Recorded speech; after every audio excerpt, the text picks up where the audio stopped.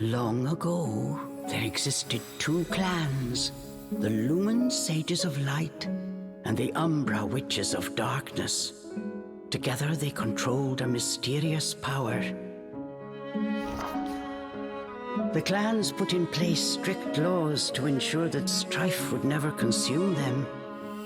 But a pair of star-crossed lovers broke this rule, and a child was born with the blood of both sage and witch. It was a beautiful baby girl.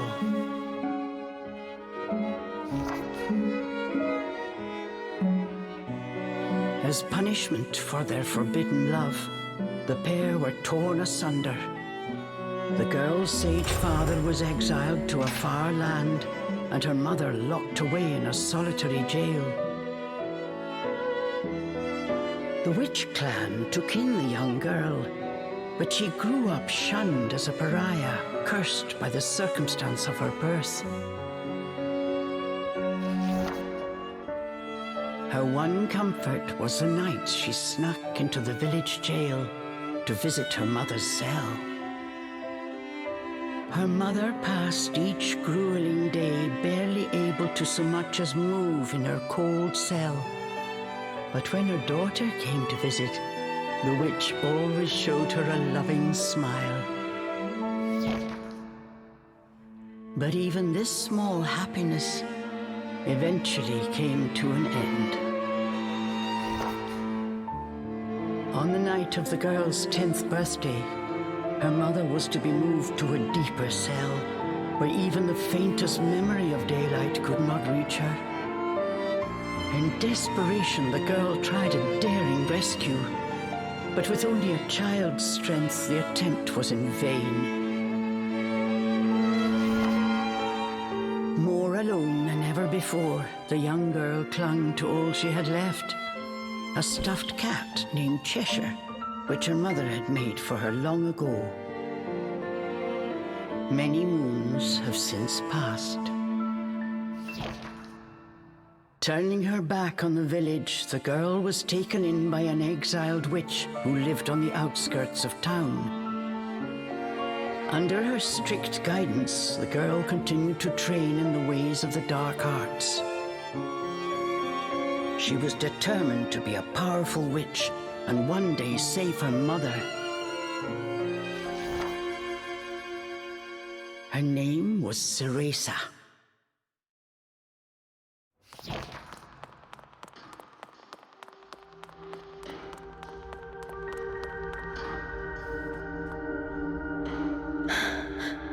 I've got to hurry.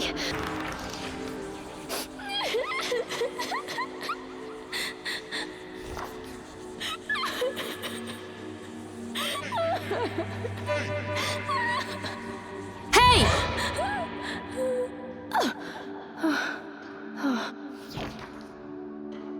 What do you think you're doing? Cereza, you're almost out of time. This is your last chance. If you don't hurry, you may never see your mother again. John, I can't.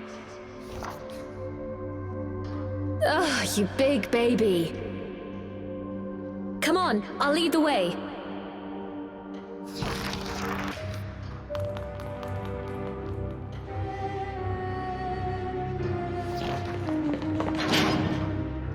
What do you think you're doing?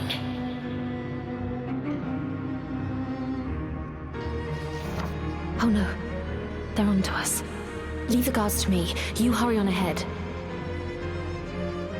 Wait! John! I can't do this alone!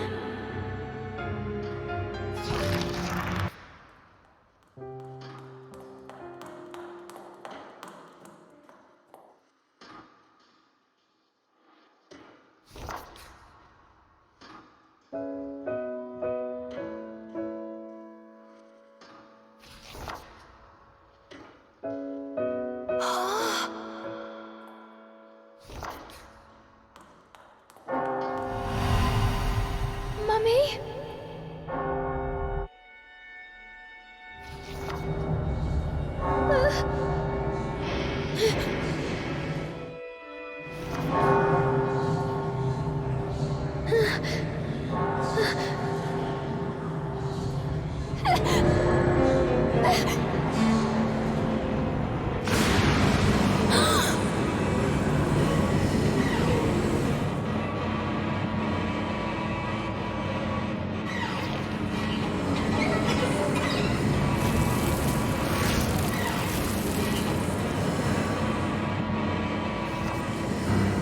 What is this?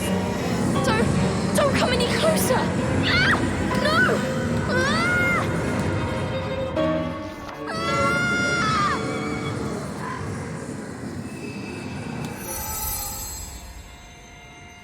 Ah! Ah! Oh. Who are you?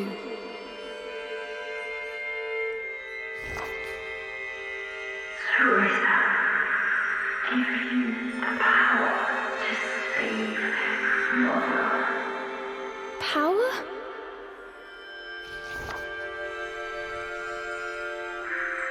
Avalon Forest, the white wolf guide you. I'll go! I promise.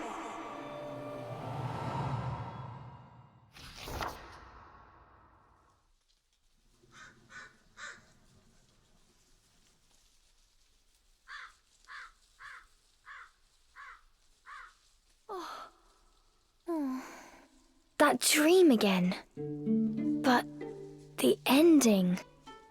It was a dream Cereza knew by heart, but this time something had changed.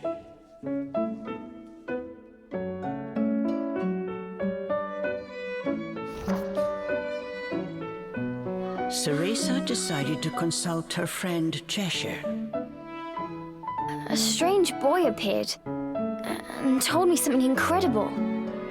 He said if I went to Avalon Forest, he'd give me a fantastic power.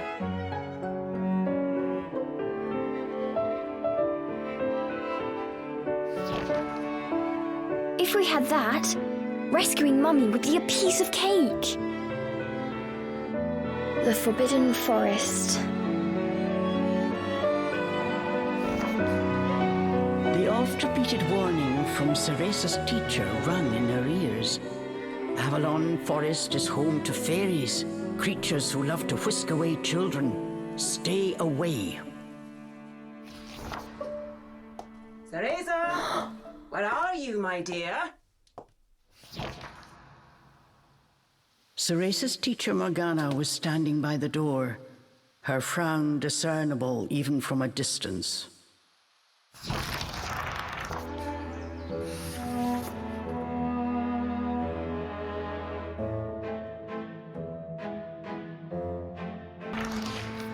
Chores neglected, and I find my apprentice enjoying her beauty sleep. I'm sorry. I just closed my eyes for a second. Cereza began making an excuse, but Morgana's scowl stopped her in her tracks. Yes, ma'am. I'll get to them right away. But despite her best intentions, Cereza's gaze drifted back towards Avalon Forest.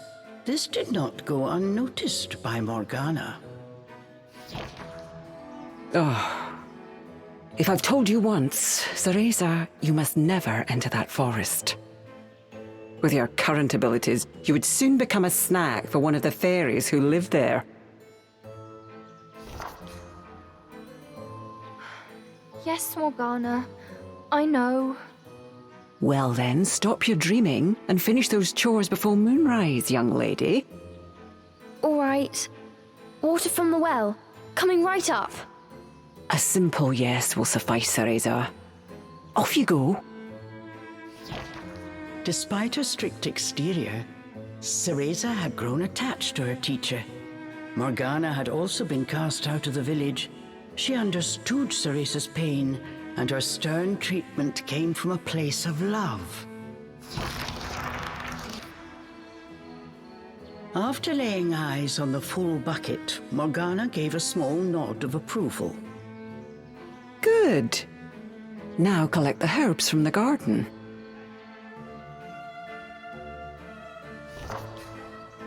Oh. At the thought of herbs, Cereza could not help but make a face. This is one job she wished could be forever stricken from her regimen. Do we have a problem? No, ma'am.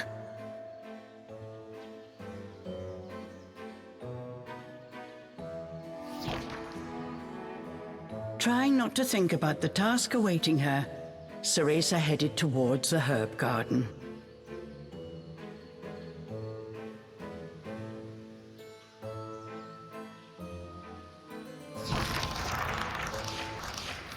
Yes! I did it! Cereza was pleasantly surprised.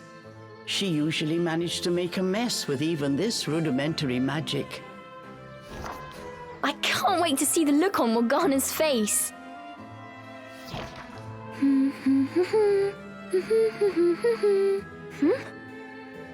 Cereza hummed a happy tune while picking the herbs. As she bent down, she noticed a pretty flower growing amongst the weeds. Oh, those flowers would really bring out the colour in Morgana's eyes. Cereza proudly gave the basket to Morgana. It was full to bursting. How about that, Morgana? Quite the harvest, wouldn't you say? I also picked these violets. They're for you. I thought you might like them.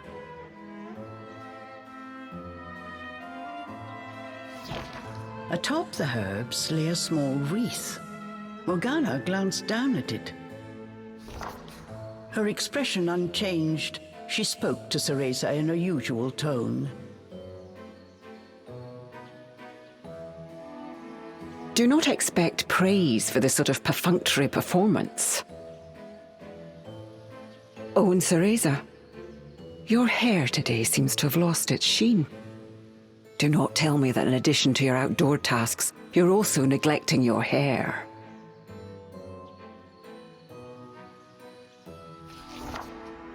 No, ma'am. It's next on my list.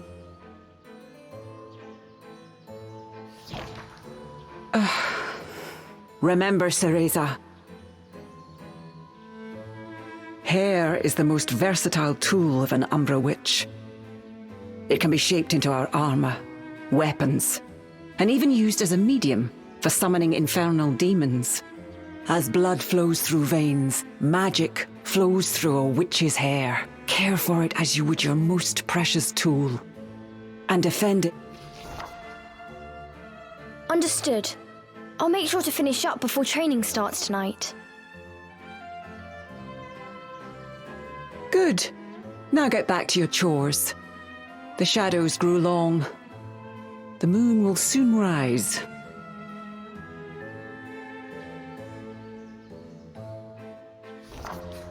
With this, Morgana turned and walked back towards the house. Yes, ma'am. At times, Morgana's cold treatment got Cereza down. But she knew that Morgana cared for her and only wanted what was best for her.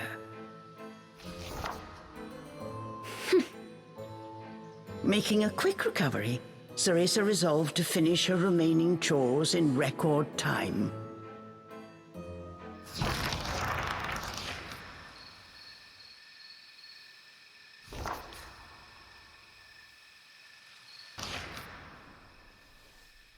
With the household chores complete, it was time for Cereza's daily training in the dark arts. Today, she was finally going to get a chance to attempt a spell she had been practicing for weeks, summoning an infernal demon. For today's training, I will give you a little help. Before even learning what it did, Cereza was captivated by the intricate brace.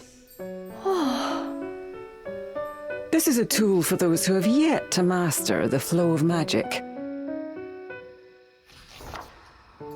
Furthermore, we train under the full moon of the bisextile night, when the dark energy we Umbra harness is at its zenith.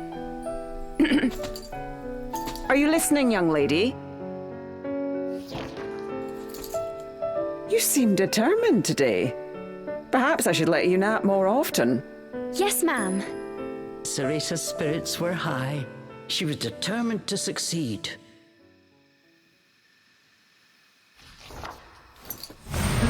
Bataiva Tozu!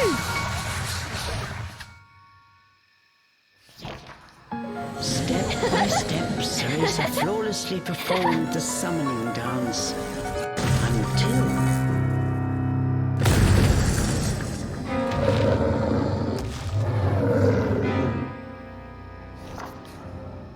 this looked like trouble.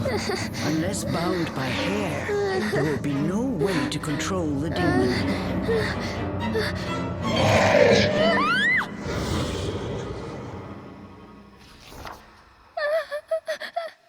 The demon turned to ash mere inches from Cereza. Without a proper medium, demons will soon die in our world. We are finished for today. Let me try again. Please. Morgana turned and walked away, ignoring her pupil's desperate plea.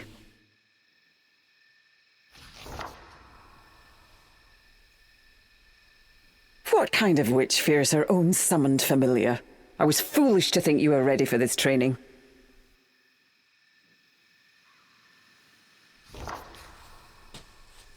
Morgana told Cereza to put away the magic brace before heading back to the house.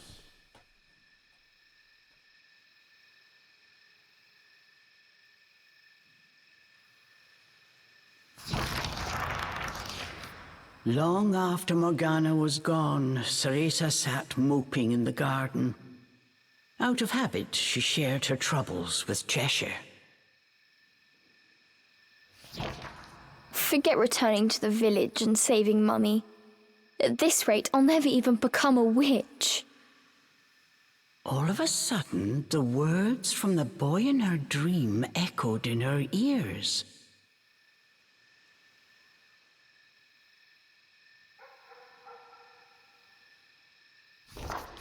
Cereza, give you the power to save Mother. Avalon Forest, the White Wolf guide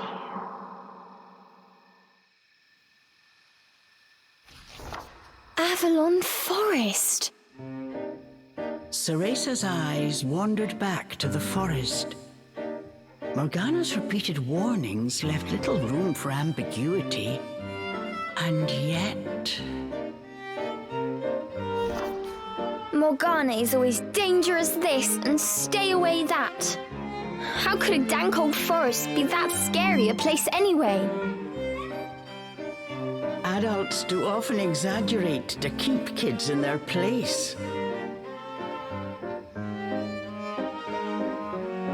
This thought got Cereza's blood boiling. Grievances started bubbling up. Nothing I do is ever good enough for her. Did you see those herbs? Flawless! As she blew off steam to Cheshire, she noticed Morgana's brace shining in the moonlight. What are you saying, Cheshire? Take the brace and sneak into the forest? Morgana would give us a right smack on the bottom. Although, with the moon shining brightly, it was the ideal chance for a little surreptitious forest excursion. I mean, if I just had another chance to get the hang of it, I could have gotten that demon totally under wraps. With a demon by her side, eviscerating a fairy or two would be child's play.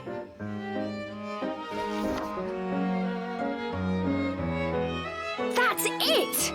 I'm going to that forest! And when I come back with that fantastic power, Morgana will take back everything she said about me not being ready. Let's go, Cheshire. Next stop, Avalon!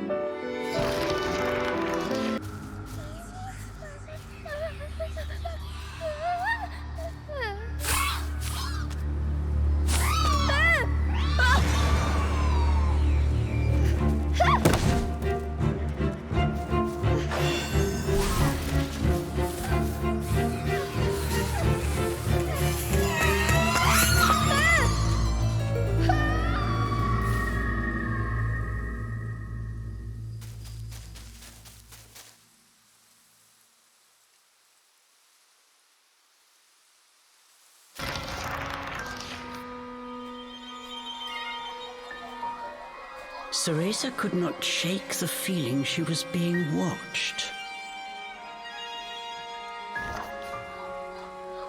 Is someone there? Show yourself! And then, as if to answer her call,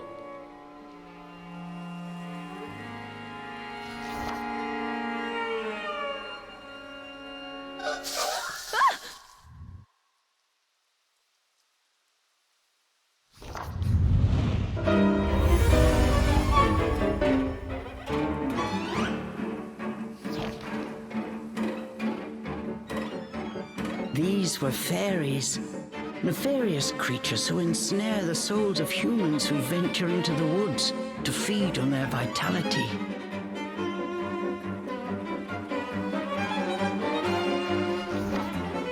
This time there was nowhere to run. Cereza was backed into a corner.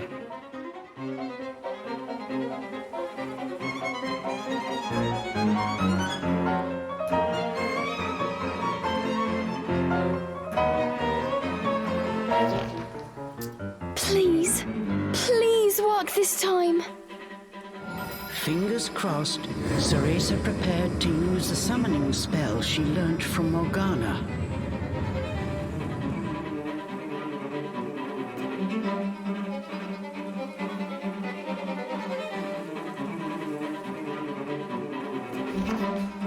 Batai Vatozu!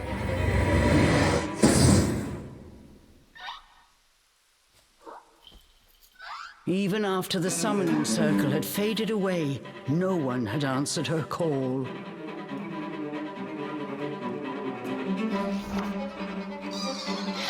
Why?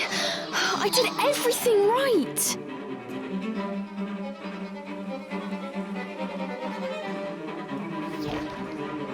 The fairies resumed their sinister mission.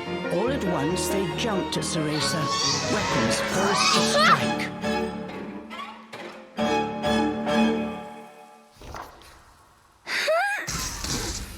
She shut her eyes tight and prepared for the worst. A moment passed, and then another, but she felt not so much as a pinprick.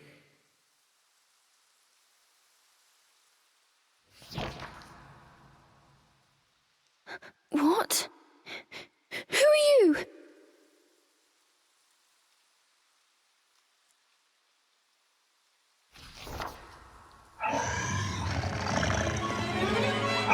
Chomp!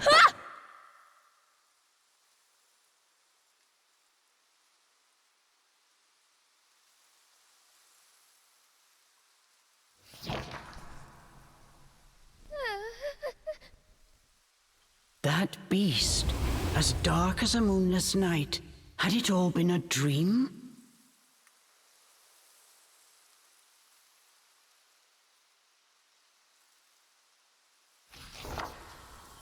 You don't think... Could that have been... But before Cereza could finish her question,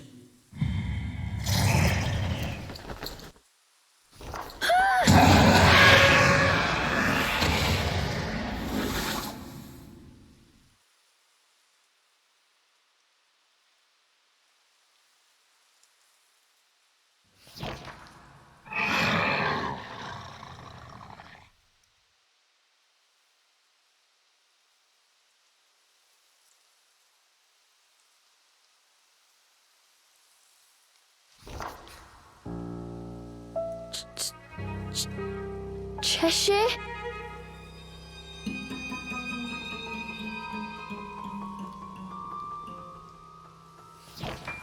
from its gaping maw, extending ear to ear, fell a drop of thick slobber.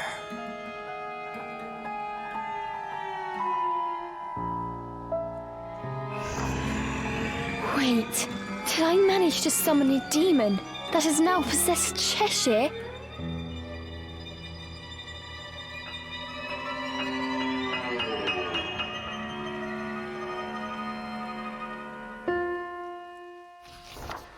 As if in reply, the beast growled and bared its blood-red fangs.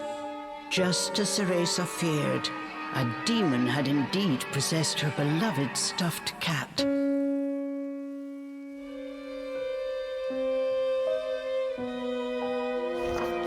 The creature had desperately sought a medium in order to survive in our world. In lieu of hair, it settled for one made of felt.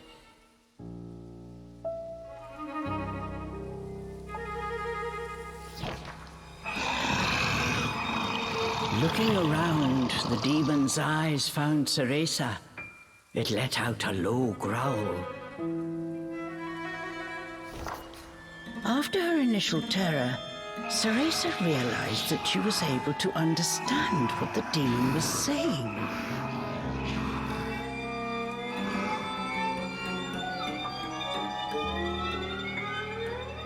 You want me to return you to Inferno?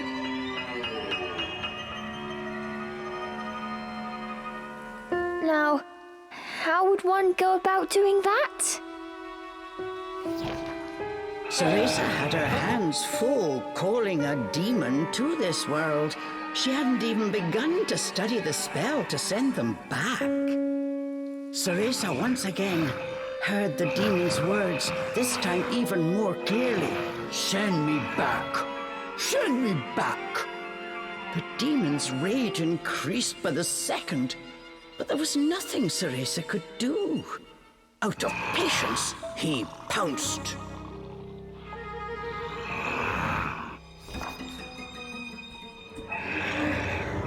Claws like daggers descended on Cereza. Ah!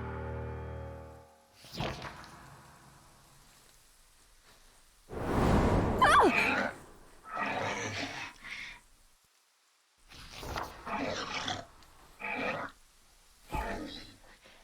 But what of we hear?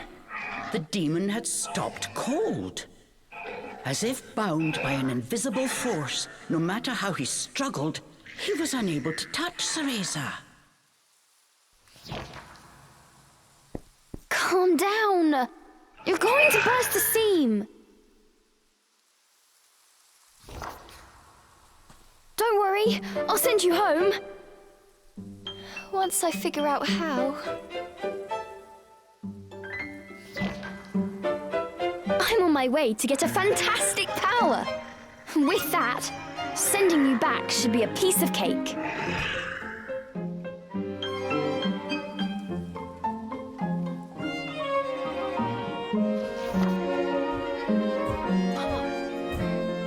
Giving up his attack, the demon turned his attention elsewhere.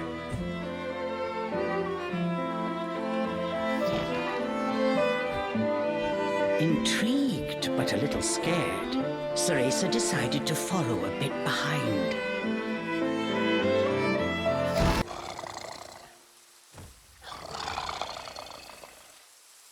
The demon slashed with his razor-sharp claws. But something felt off. His power seemed to escape him, slowly but surely.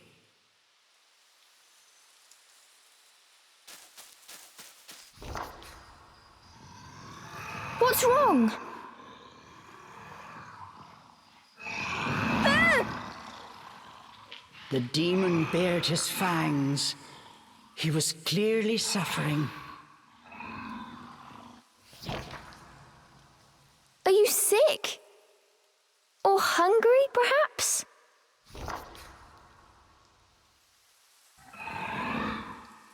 As Cereza approached, the demon felt the strength return to his body.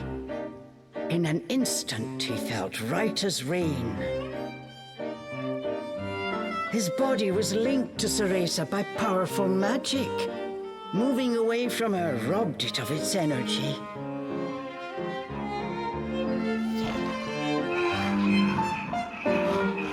What's that? I need to stay close to you? I've never heard of a spell like this before.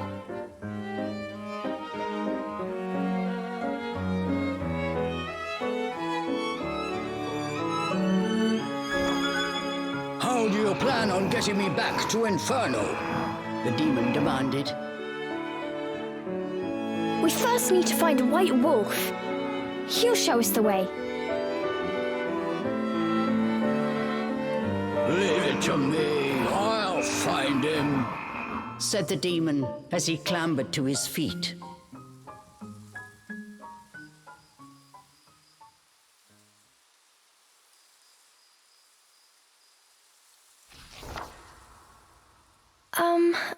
I'm Cereza. What's your name? I have no name, replied the demon curtly. You don't have a name? That must be terribly inconvenient. Though I must admit, I haven't the faintest idea about demonic manners.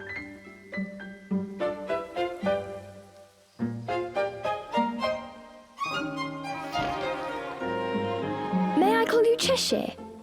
That's the name of the stuffed cat you decided to borrow after all.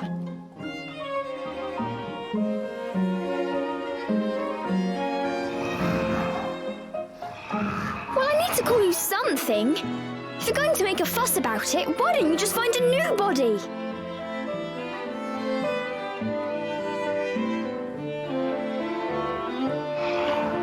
Fine! I'll just call you whatever I please.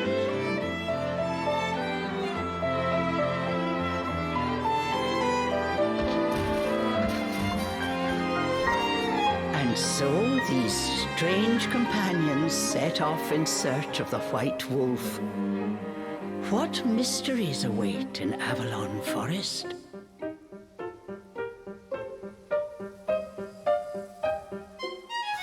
I'll go first to make a path. You wait here.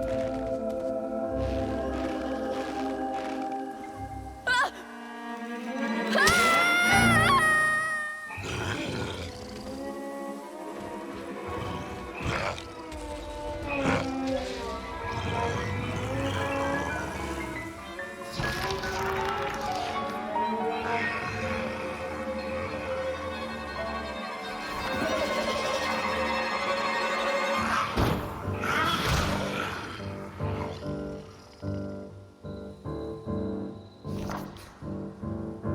Stop!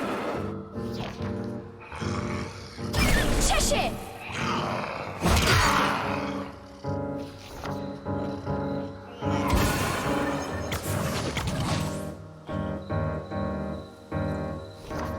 All at once, Cheshire's body shrunk to its original cuddly form.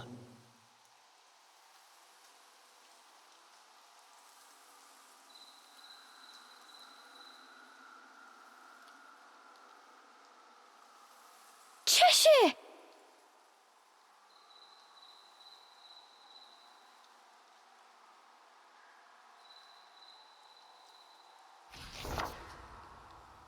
Cereza ran to pick up Cheshire and held him tightly to her chest. In her arms, Cheshire felt his strength returning.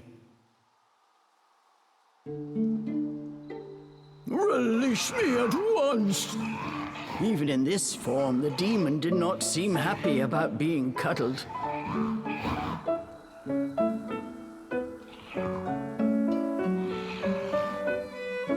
Just hold still, will you? While you're small, you can't walk on your own, right? I'll carry you until you can transform again. Not having a massive demon breathing down my neck will make it easier for me to calm down too.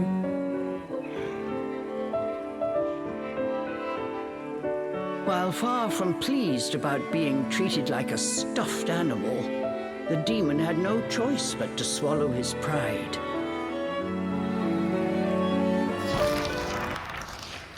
Hey! Look over there!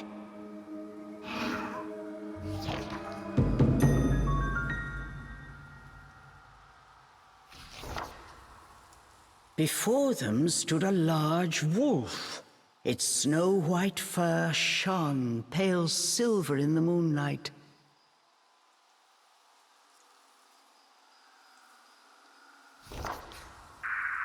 Avalon Forest. The White Wolf guide you. Cereza was captivated by the wolf. It seemed almost not of this world.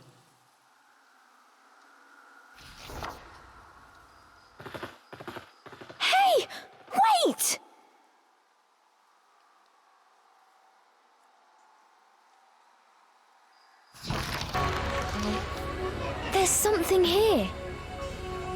Upon close inspection, there appeared to be distortions, as if the air itself had cracked.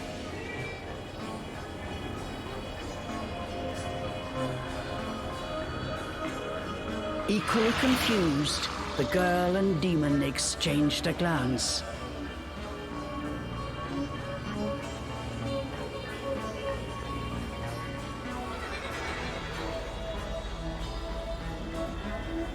That wolf was just up ahead. Cheshire's indecision did not last long, but try as he might, he was unable to open the cracks any further.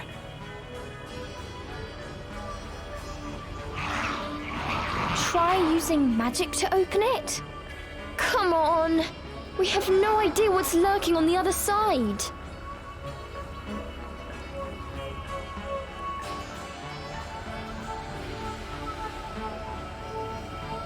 Cheshire gave a mocking snort at Cereza's cowardice.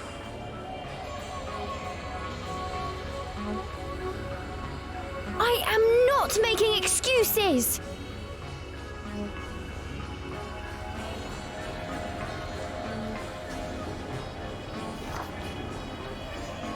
All right, fine! Okay, Cereza. Just like you practiced.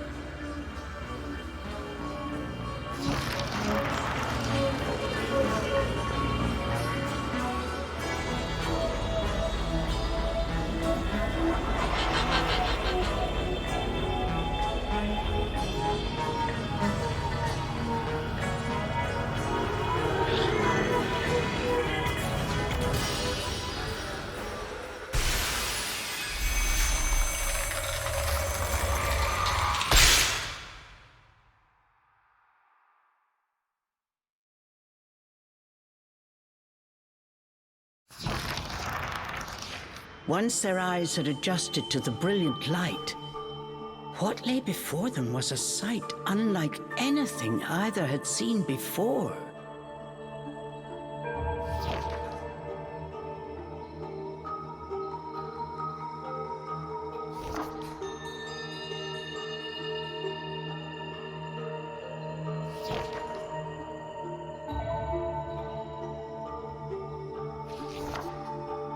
Cheshire, I have a feeling we're not in Avalon anymore.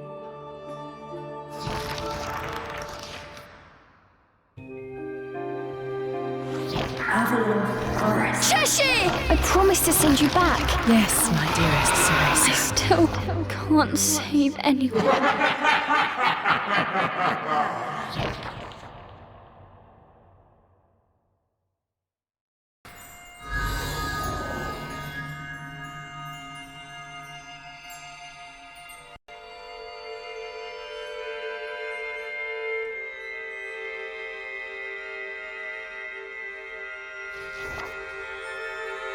You're the boy from my dream.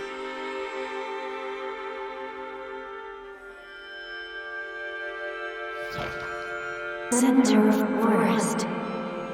Waiting. Help me. Power.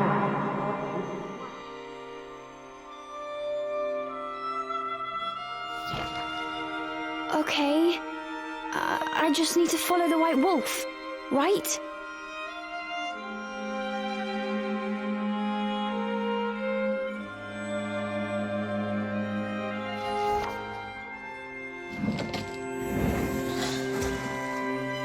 Destroy all elemental cores.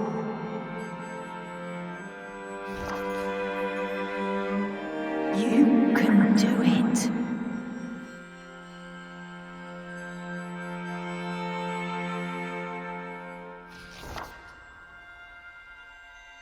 Follow White Wolf.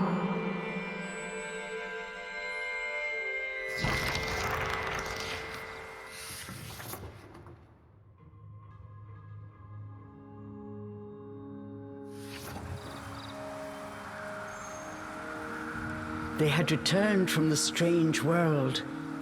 The forest was just as they had left it, except not quite. It seemed that destroying the device at the core of that rift somehow disrupted the illusion. In a nearby grove, there was a place illuminated by moonlight.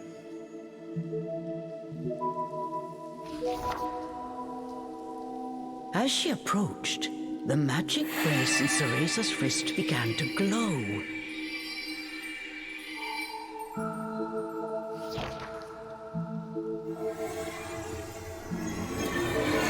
So I have finally found you, Cereza.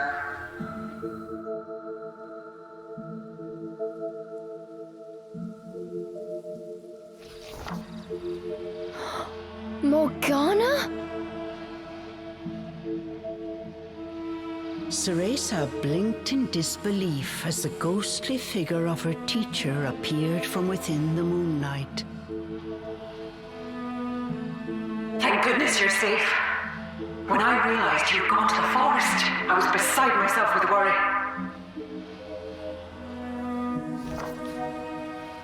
But really, Cereza, to enter the forest despite all my warnings.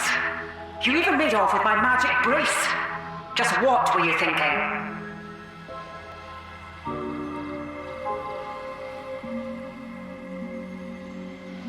Although this was only a projection of Morgana, her scolding somehow managed to be even more intimidating than the genuine article. Cereza could only hang her head. I am looking forward to a thorough explanation once you're home safe. But I'm afraid escaping Avalon Forest will not be easy. Morgana's expression was grave. She explained how the fairy's magic turned the forest into a labyrinthine trap, one in which Cereza was currently ensnared. This ancient enchantment was so strong, even Morgana herself could not easily break it. For now, all I can do is support you from afar. I will begin researching ways out of the forest. You just find a safe place, and try to stay alive until I find a way to save you. Don't worry, Morgana. Look! I was able to summon a demon of my very own. Is that... You summoned a demon into your stuffed toy? Cereza... Well, it will have to do. If you are able to wield that demon, your chances of survival will increase greatly.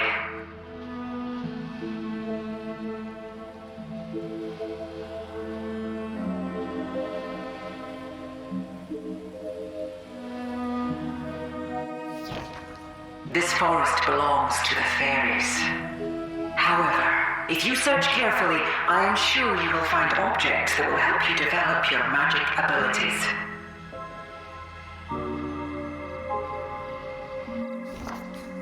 What about these sparkly things? I've picked up a bunch of them since I've got here. Yes, that crystalline structure is a stable source of magical energy. If you feed it to the demon, it may awaken some new powers. The light of the moon began to wane. With it, Morgana's visage grew faint. It was as if the forest itself conspired to impede their plans. Cereza, listen well. Demons are weapons which we witches wield, not friends to be cuddled. Remember to treat them as such.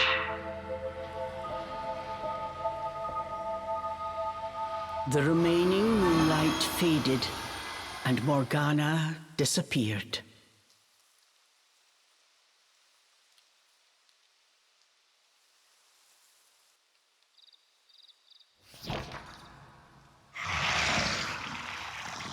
Cheshire was in a foul mood. What was that?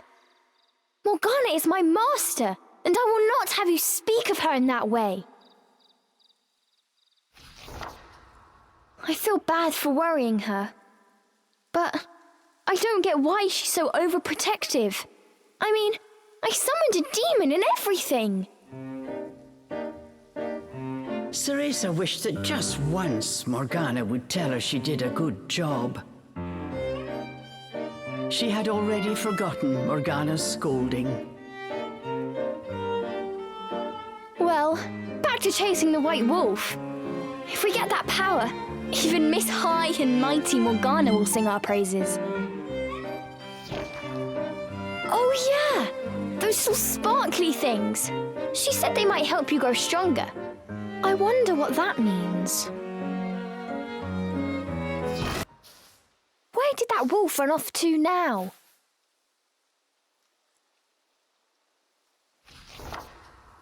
What's that over there? Let's go check it out.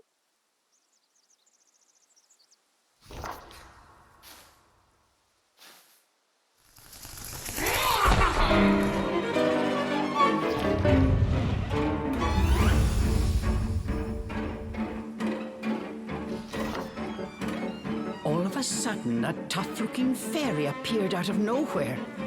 Cereza was startled, but tried to regain her composure. Why don't you flock off already and leave us alone?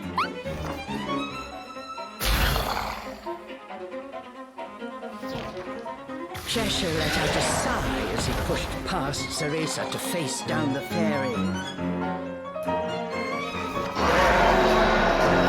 Who's gonna be the appetizer? And who shall I save for dessert? Roared Cheshire, his mane rippling. A strange orb atop a pillar. Could this be the elemental core of which the boy in Cereza's dream had spoken? Before it stood the White Wolf. Just as Cereza took a step towards the pillar to investigate,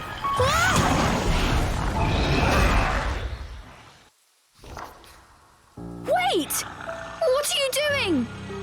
leaping from Cereza's grasp, Cheshire lunged towards the wolf.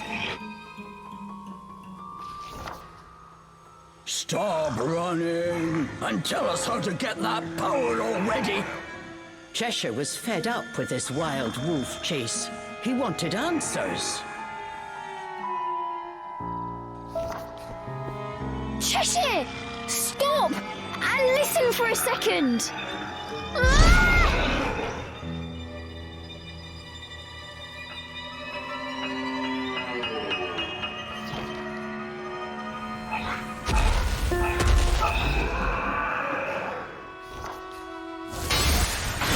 Missing his mark, Cheshire's claws struck the elemental core instead. All was quiet until...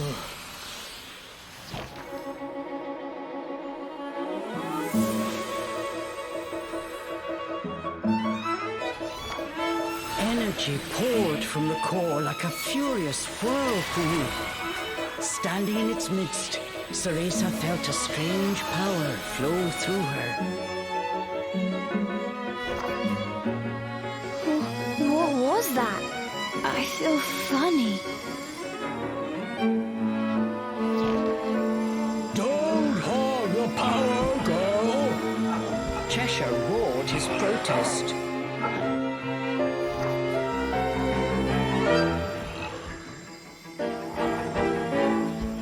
He wanted his piece of the pie, but what exactly had they released?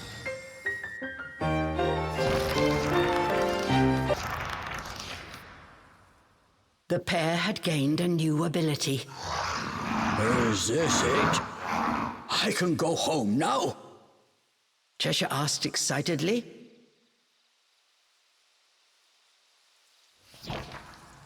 No, this is something different. We need to smash 3 more of those things before I can send you back. But I'm sure this power will come in handy for something too.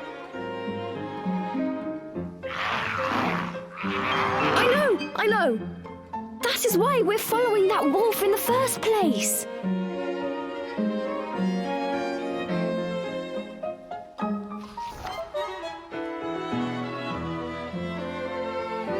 Speaking of that wolf, where did he go now? To find the other elemental cores, they first need to find him.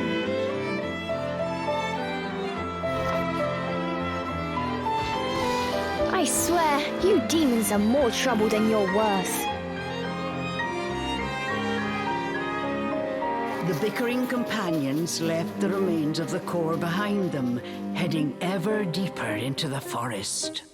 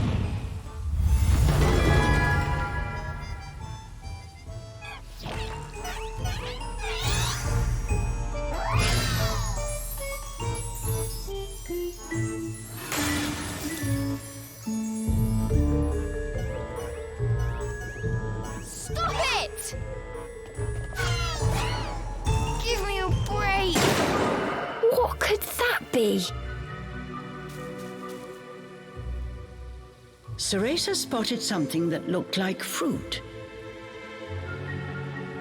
Looks good. Quick, let's go get it.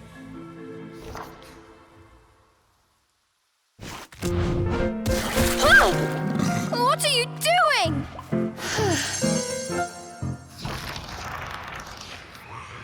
Cheshire! Ugh! Now my hair's all sticky! Cheshire enjoyed his snack as Cereza tried unsuccessfully to squeeze the pulp from her hair.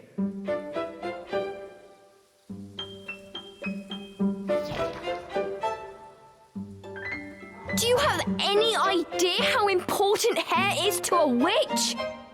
Be careful! All that fur on your head and a fat lot of good it's done you. The demon's retort was surprisingly deft. Quiet! I'm working on it. Just you wait.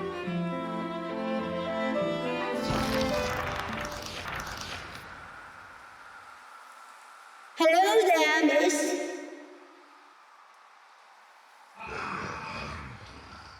Who's there?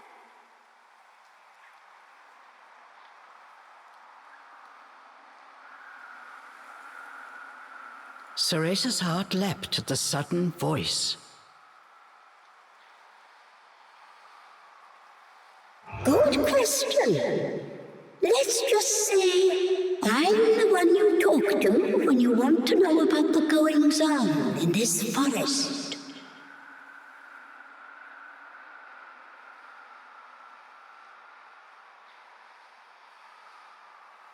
Well, I'm not a fairy, at least.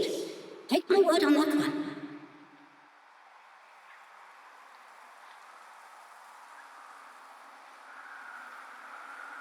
Says the creepy voice from the shadows.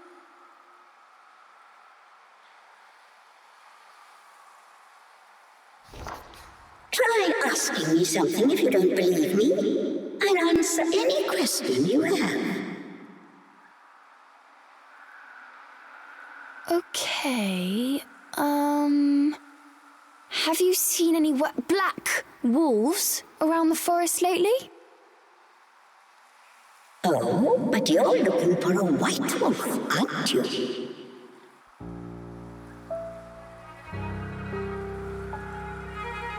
How did you know?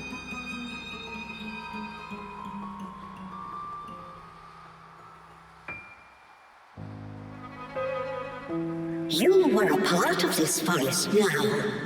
That means your business has become my business.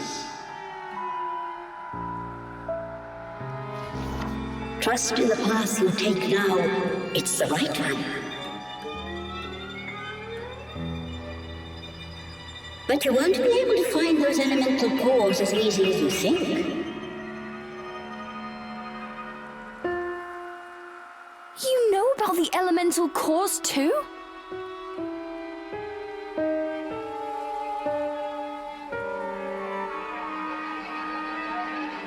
Okay, tell me more.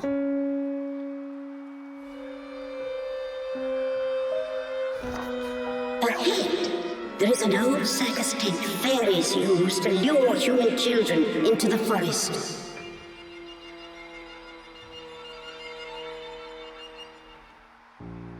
The crazed ringmaster enslaves poor souls there to perform in his shows until they die.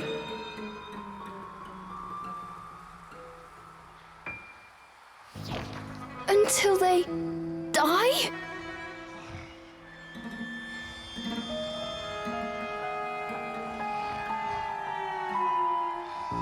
My apologies. Was that too scary?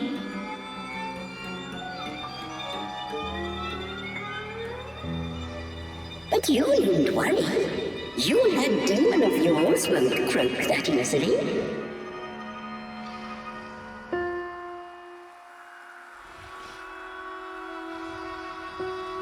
You've caused a big ruckus among those fairies since you entered this forest.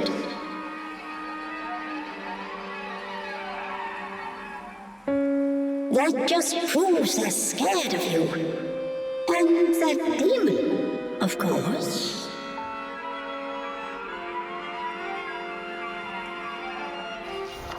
Well, I'm afraid I must go. I wish you both safe travels.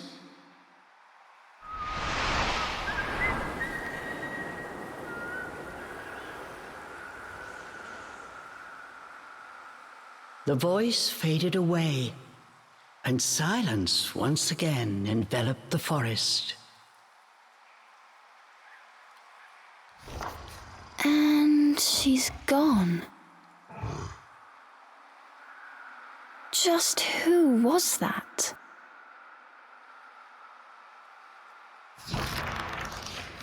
Could that be a wisp?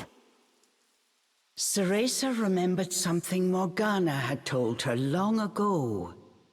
Children who perish in Avalon become wisps, their souls cursed to wander the forest forever. Hi there, little guy. Are you okay?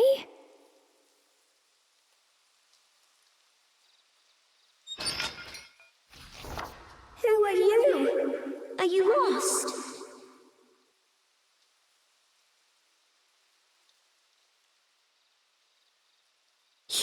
You can talk?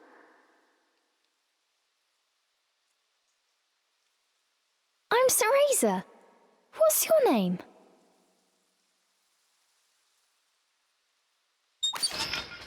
I'm Colin.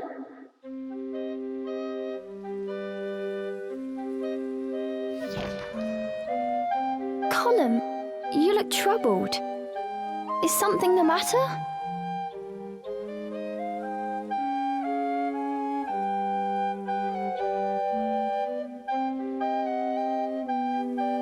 My friends.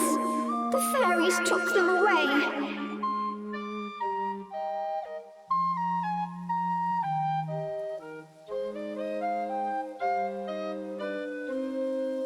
Colin's lower lip quivered as he spoke. He explained how the fairies would round up wisps and tease them for sport. I want to go help them, but I don't stand a chance against those fairies.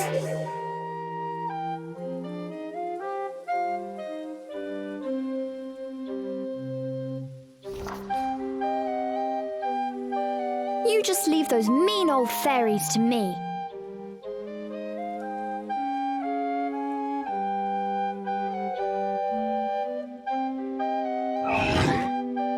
What? Betrayal?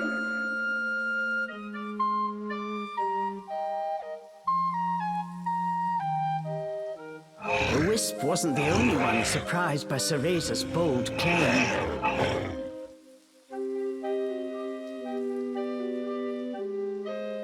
Well, we can't just abandon them.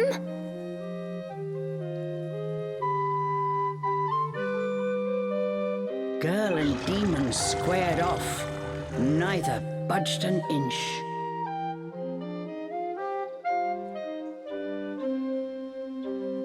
Cheshire made it clear he wanted no part in this daring rescue, but Cereza was determined. Well, I'm going, even if I have to fight those fairies myself.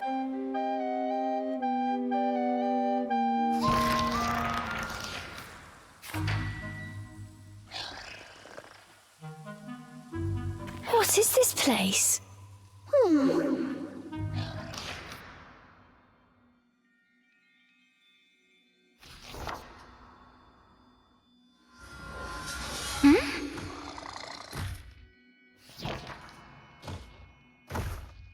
Cheshire.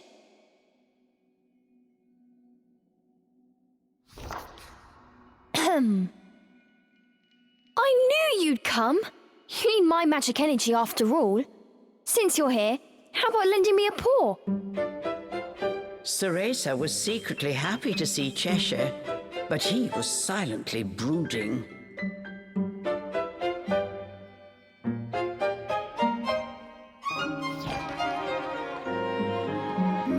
Something happens to you, and it's my neck, too. The demon was just looking out for himself after all.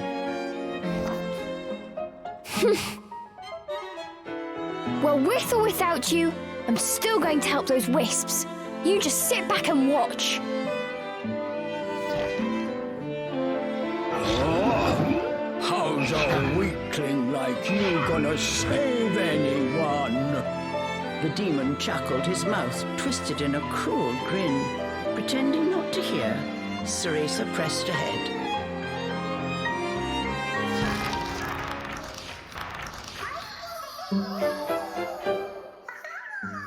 Thank goodness you're all safe. That was a bit closer than I expected. Cereza tried to put on a tough face, but she was ashamed to have been saved by the demon yet again. Cheshire had expected as much. He sat and watched the wisps with an uninterested expression.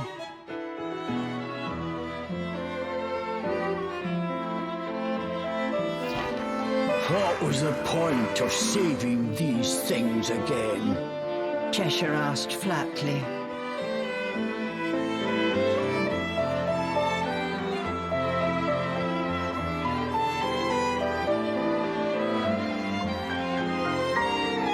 Look how happy they are. Colum and his friends can live together again. Maybe find some solace in this forsaken forest. Who cares about them? Replied Cheshire. Demons are not known for their altruism.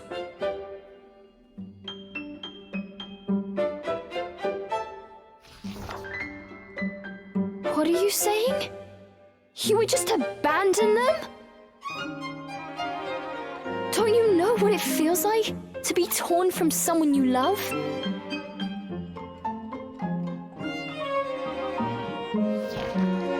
But as she said these words, Cereza realized something. Oh, I suppose I tore you apart from those you love when I called you to this world.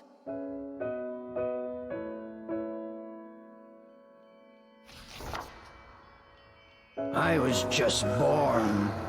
There's nobody I love. No need for love, only strength.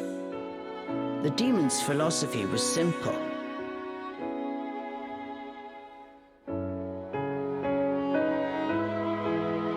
You were just born? Then you... I'm this strong as a newborn. Just imagine when I grow. The demon interrupted Cereza's introspection with rapturous laughter.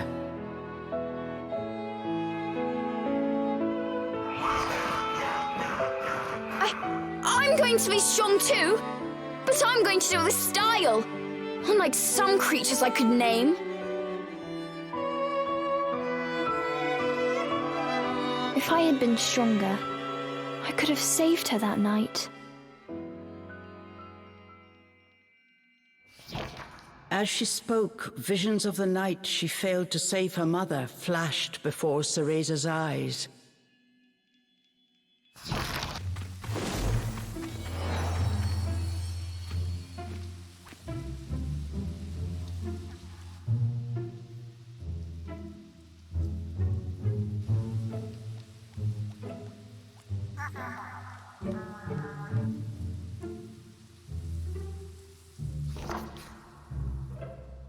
This is our secret base. Usually it's strictly Wisps only, but I'll make an exception. Hey, where'd your kitty friend go?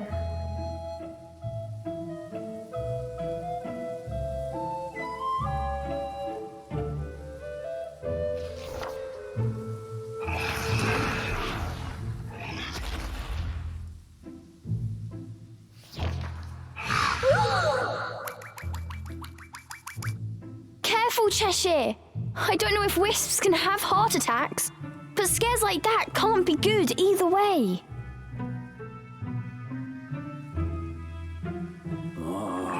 I couldn't care less about weaklings like him.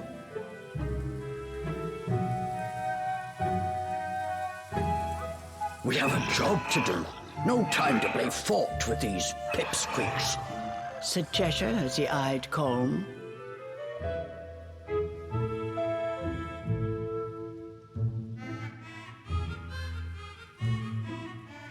Why, someone's a grumpy cat. I have something for you too.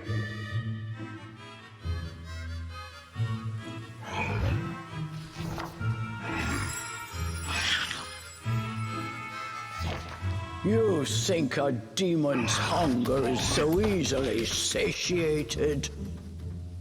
But the drool dripping from the demon's maw betrayed his cool exterior. I think this is the happiest he's been in a while. Thanks. Cereza, you look tired. We're safe here, so why don't you take a little rest? Now that you mention it, I have been on edge ever since coming to this forest. Thanks for everything, Colm. Don't mention it. Let me know if you need anything else.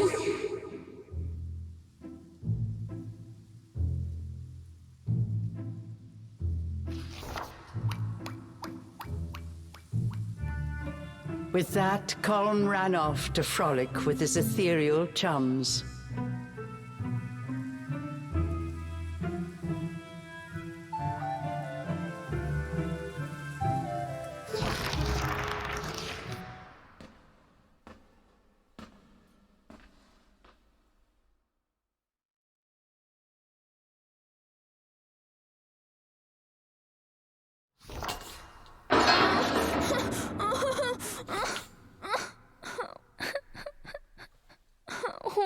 Why?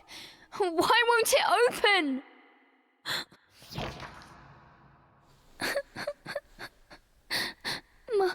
Mummy, where are you, Mummy?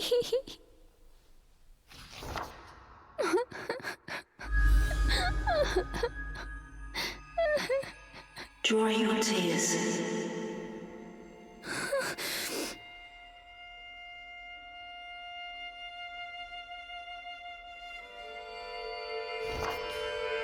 You are stronger than you know. Your desire to save others will give you strength.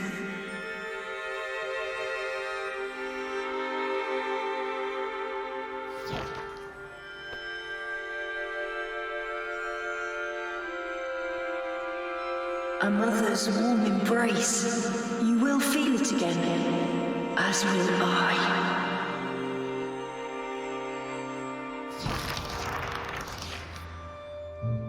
The boy's final words were still ringing in her ears. Cereza's chest felt warm, as if in this dark, cold forest, a flame had been lit deep in her heart. You're leaving already?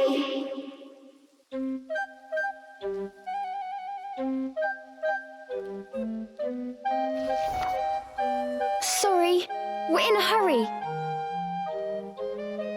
Can I trouble you with one last request? If you find any more of my friends captured in the forest, would you be so kind as to save them and send them back here? We'll make it worth your while, I promise. You have my word. Thank you. Saying farewell to calm, they resumed their chase. The white wolf was just ahead.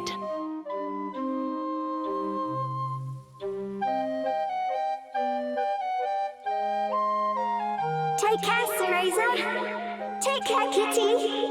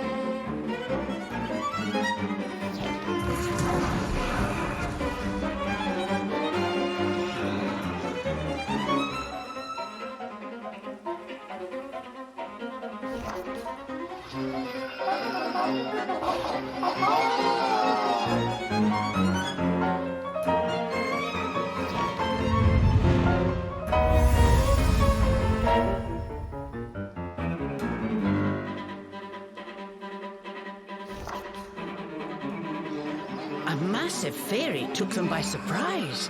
Once again, Cereza was petrified with fear.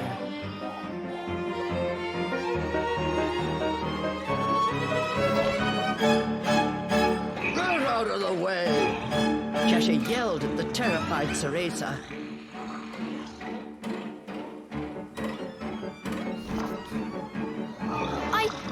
I can fight!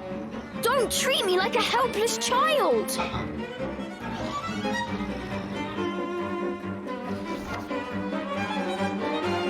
Come on, Cereza, get it together. I'm going to be a witch.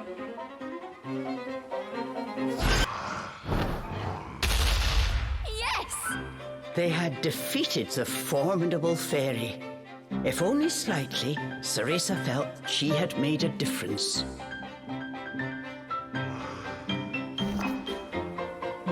Not bad, huh? Told you I'm good for more than just carrying you around. But Cheshire was not impressed.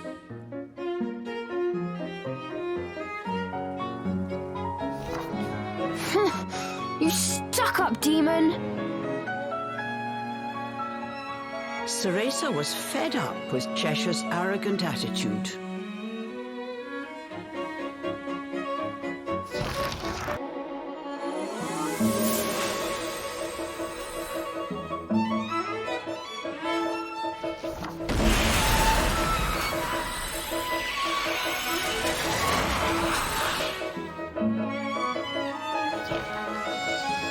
It's just like before. I know. Hold on. I wonder what power you'll get this time.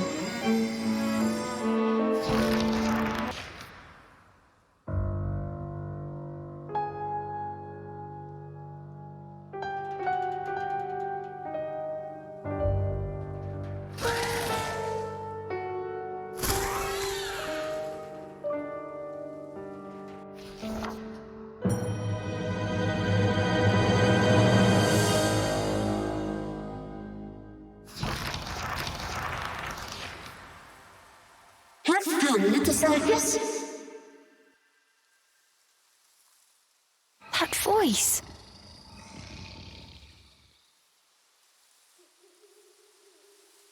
A familiar voice once again echoed through the trees.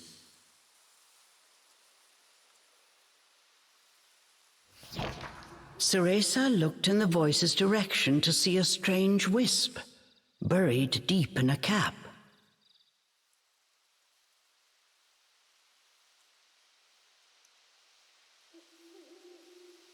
A wisp?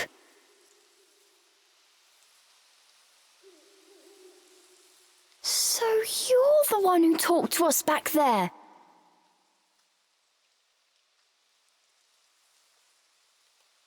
You know, I haven't introduced myself. My name is Ignis, the keeper of this forest.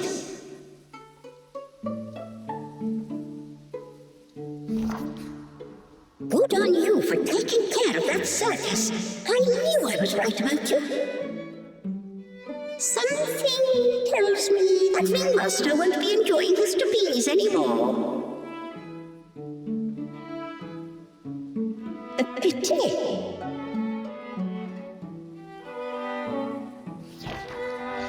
He was an absolute brute. Play a bit part in someone else's show? No thanks. Knowing this voice belonged to a wisp put Cereza infinitely more at ease. But Cheshire said not a word. He seemed to have no interest in the wisp at all. You said your name was Ignis, right? Ignis? You wouldn't happen to know where we can find the remaining elemental cores, would you? But of course. The next core is at the bottom of the lake. The bottom of the lake?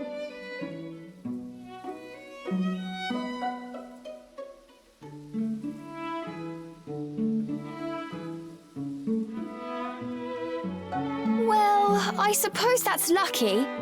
I was always better at sinking than swimming. The problem is coming back up again. No need to worry. Just drain the water. But you'll have to go over a towering tree in order to get there. To get to the bottom of a lake, you need to climb the tallest tree in the forest. Isn't that poetic?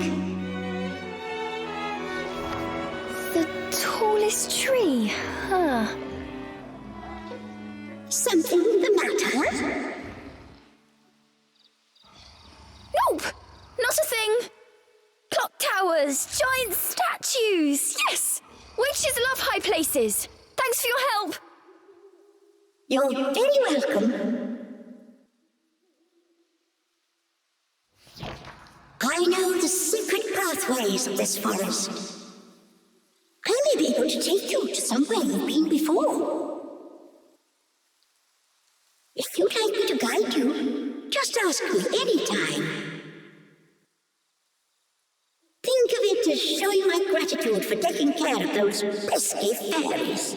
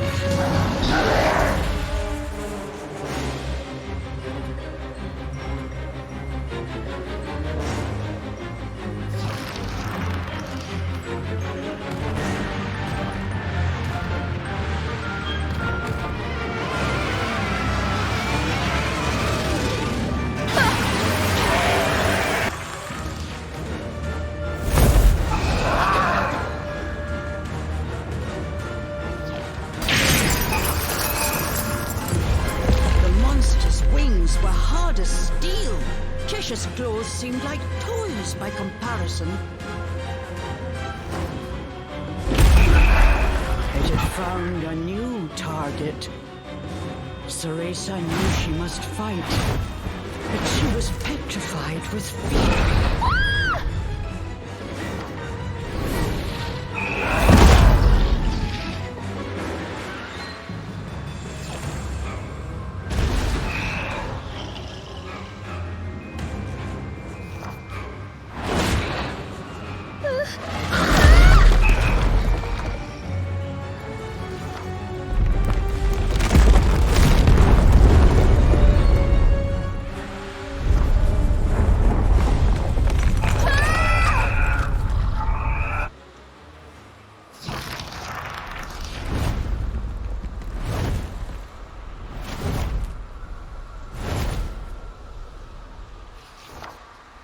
Like a hawk hunting mice, the draconic fairies searched for its prey.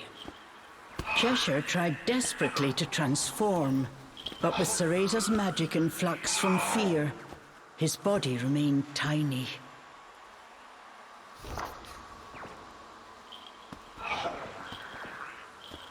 You pathetic weakling. The cuddly body did not take the edge off his harsh words. Giving in to her fear, Cereza scooped up Cheshire and ran.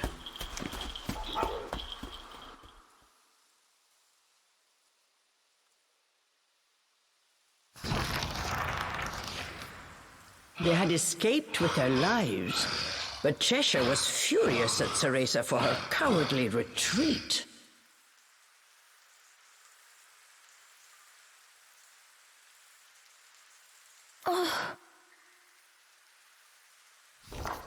Cereza stood silently, fists clenched.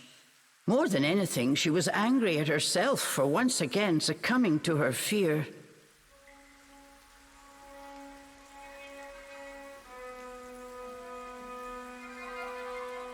Cheshire's attacks didn't make so much as a dent in that monster's armor. Oh, what am I going to do?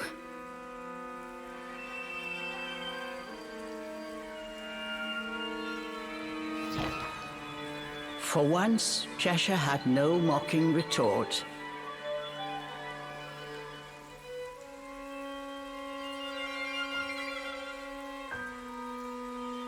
He remembered the battle. This was the first time he had tasted defeat, and he did not like it one bit.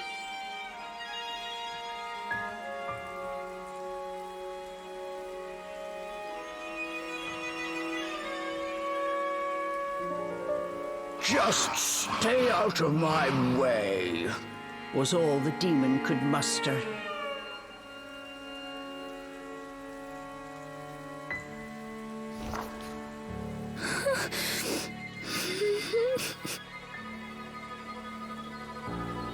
Lost in despair of her own, Cereza barely heard his words.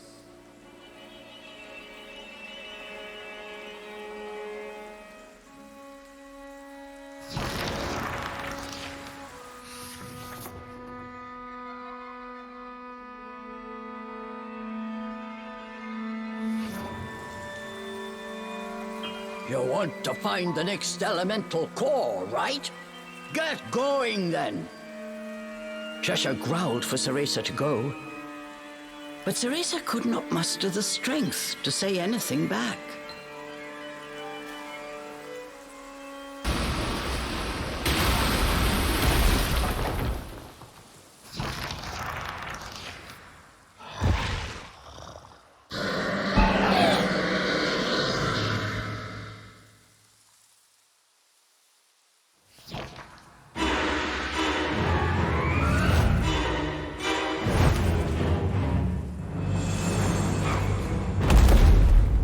They found themselves face to face with the monster once again.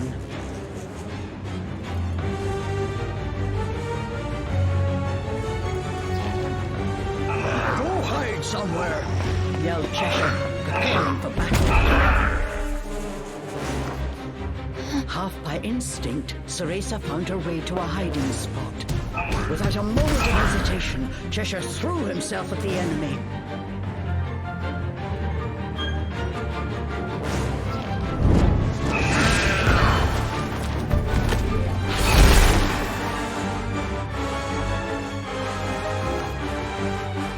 His claws found their mark, but once again left the beast unperturbed. Cheshire continued his fierce assault, but with each exchange he was gradually losing ground.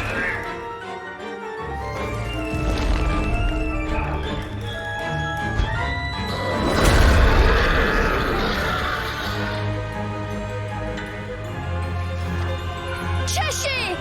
It was only a matter of time before Cheshire was overwhelmed. Is this how our tale ends? I can't.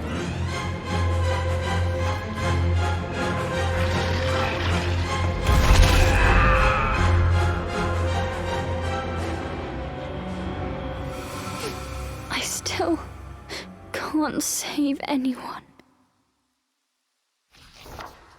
No. Not this time.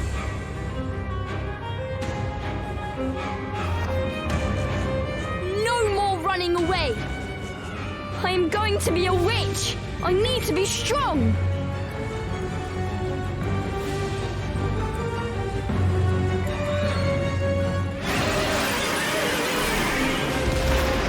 There's got to be something I can do to save him.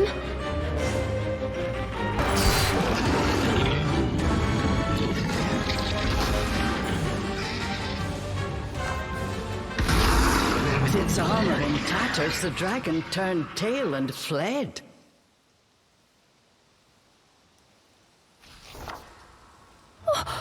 Cheshire, are you okay? Any serious injuries? Cheshire only shook his head, lest his voice betray the fact that he was shaken. Oh, thank goodness!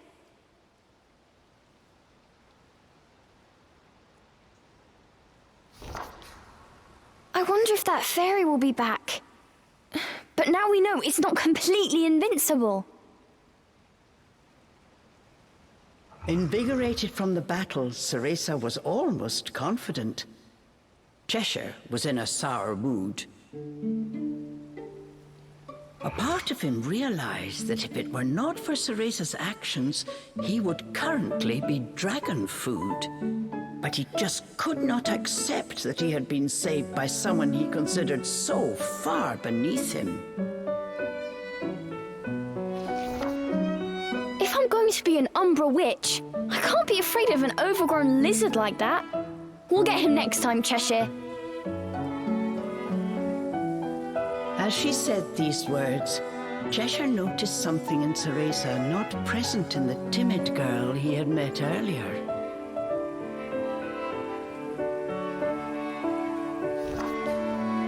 The prideful demon turned away and pretended not to hear her.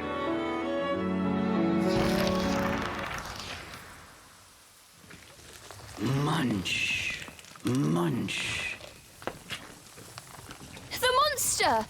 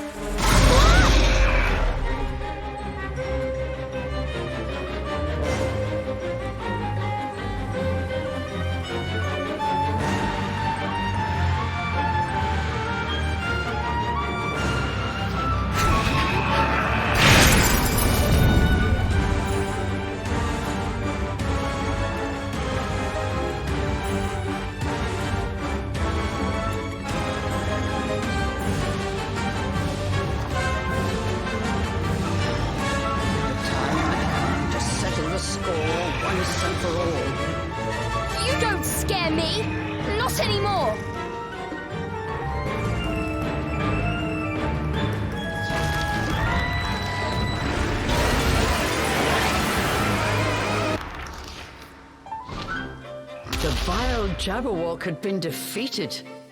Cereza was ecstatic. Cheshire turned away. He seemed almost as down as after their last encounter with the monster.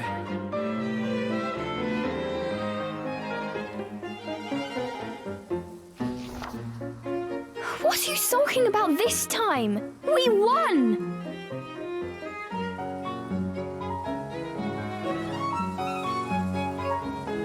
Cheshire started grumbling about how Cereza moving around the battlefield made it hard to fight.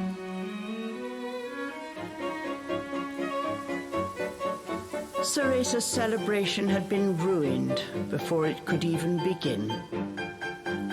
You do realize it was thanks to my help you were able to defeat that thing, right? You could at least say a word of thanks.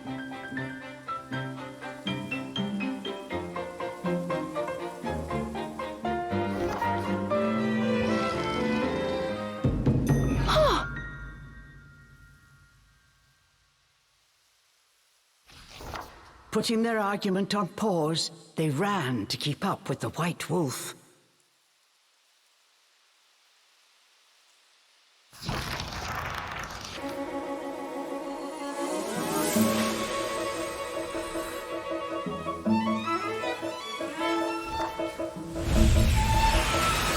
Another element!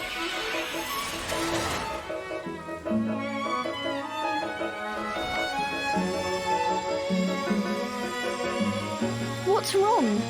Not even interested in getting a new power anymore?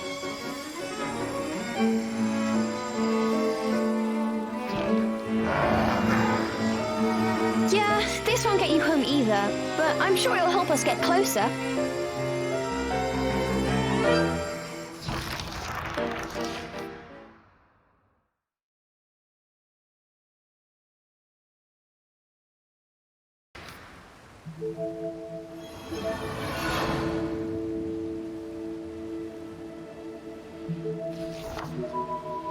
Cereza! Thank Sheba you're safe. Morgana's projection appeared before her once again. She seemed relieved. Cereza, you look different. Did something happen, my dear? Morgana! I defeated a giant monster! You should have seen it! Unable to contain her childish glee, Cereza explained how they had taken down the Jabberwock. It is a miracle you escaped unscathed. I thought I told you to find a safe place and stay put. But I must admit, I am surprised. Perhaps you have grown more than I thought. Words of praise from Morgana were as rare as igloos in Inferno. It took all of Cereza's willpower not to jump for joy. I believe you're ready for more powerful magic techniques. They will allow you to draw out the true strength of your familiar. Listen, Cereza. I have begun my preparations to get you out of that forest. What? The strength of the fairy magic that protects Avalon is immense. It will require an equally powerful spell to break. I have begun my incantation, but it will take until dawn to complete. You must survive until then.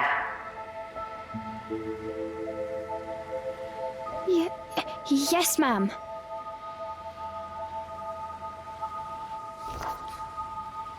Skill at controlling a demon determines one's worth as a witch. Remember this if you hope to take on any more monsters in that forest, and live to tell the tale.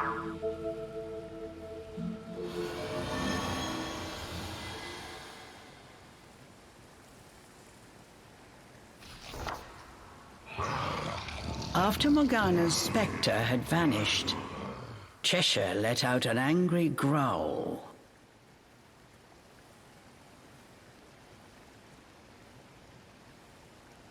Oh, Morgana always talks like that.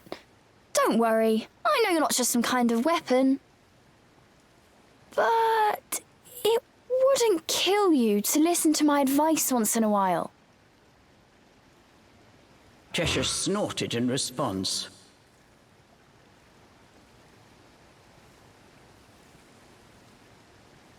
Oh, you're hopeless.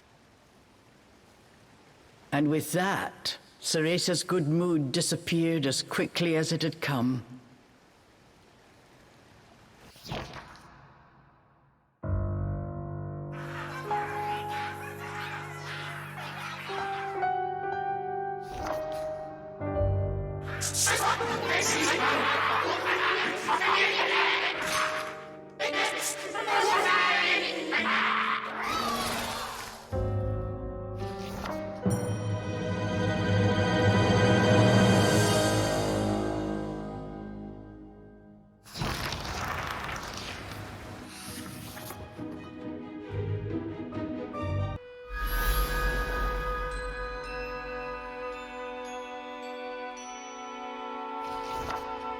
My, you managed to defeat the ferocious Jabberwock. It's hard to believe you were the same girl who I found sobbing all alone in a dark nightmare. You truly have grown strong.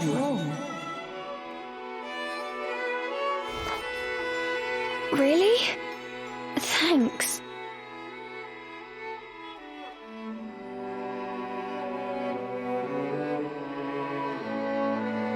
You know, you still haven't told me your name.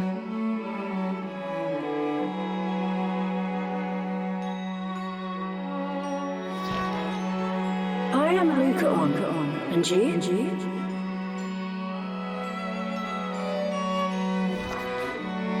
I'm Cereza.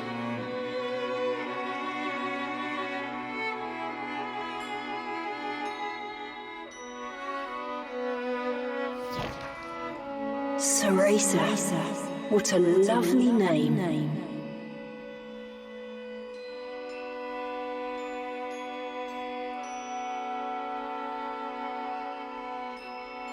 Lukan, who are you? Why are you doing so much to help me?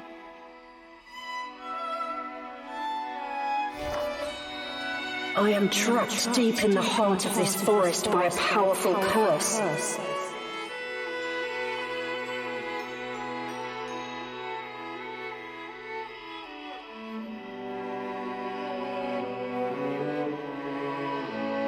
But as a witch, I believe you have the power to break that curse. What's more... What is it?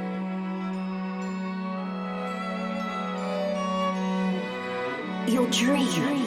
You long to save your mother, don't you? That particular sorrow is one I know all too well. You are also trying to find your mother, aren't you? Yes. Even after countless moons, my mother still waits for me outside the forest. I want to go to her, to dry her tears. Cereza, please break my curse. If you destroy the final elemental core and come to the heart of the forest, my dream, our dream, will become a reality. We can leave this forest together. I will help you save your mother, and we can all live as families once again. Lukan, I understand. I'll do my best. I want to know more about you. There is so much we have in common. I feel the same way. I have never met another who understood my pain, shared my dream.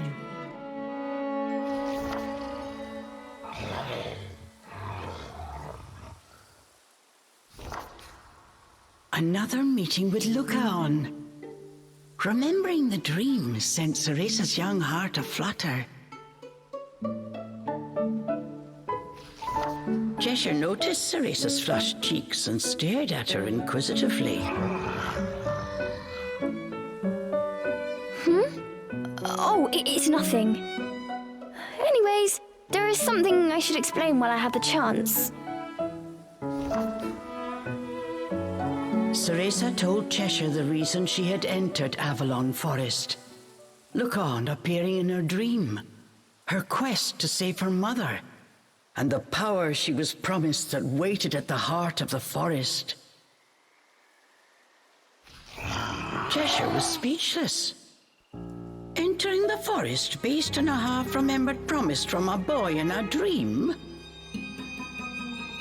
I know what it sounds like, but it's all coming true. The elemental cores were just as Lukan said, right? These are more than mere dreams. If he did not return to Inferno soon, Cheshire would surely die. The thought that he was chasing the whims of a love-struck child sent his blood boiling with rage. If I don't make him back to Inferno, the last thing I do in this miserable world will be tearing you limb from limb, roared the furious demon. Lukan could teach you a thing or two about how to talk to a lady.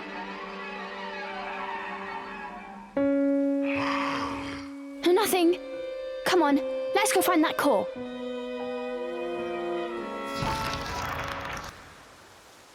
Well, who do we have here? Frankly, I'm surprised you've made it this far.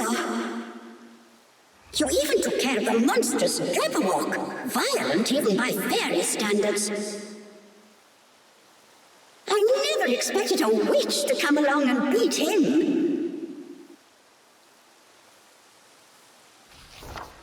And you've destroyed another elemental core. But you don't seem happy. You're not hurt, are you? No, we're fine. Hey, how about telling us where we can find the last elemental core? You know, don't you? Yes, I've often said hurrying will get you nowhere. You sound like my teacher! Come on, don't hold out on us!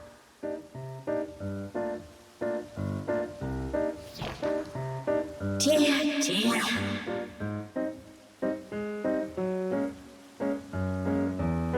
The final elemental core is in a particularly tricky part of this forest. Inside a fortress where only the most malicious of the fairies reside. No one who has entered that fortress has ever made it out. Still, Oh, we'll go all right. I'm a witch, and I'm way stronger now than when I set foot in this forest.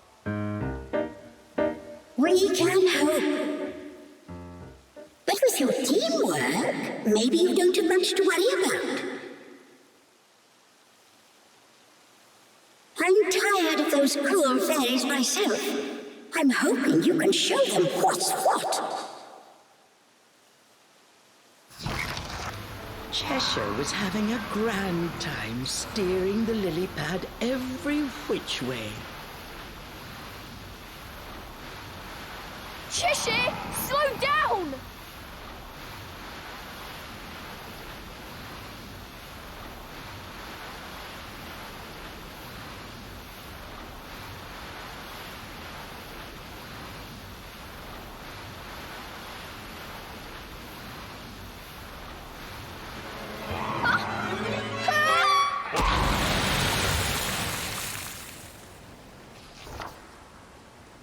I'm soaked!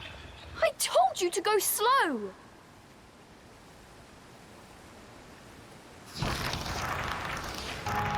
Cereza.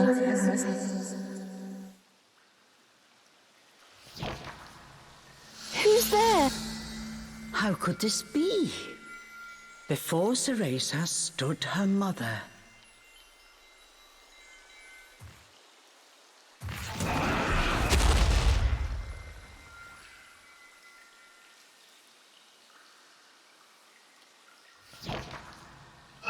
Mummy? Is it really you?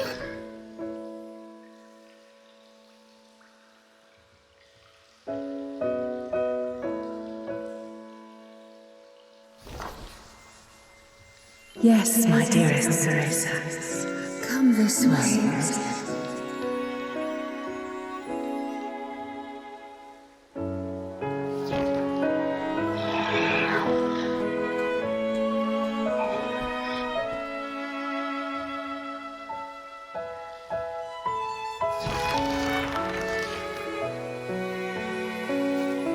Cereza.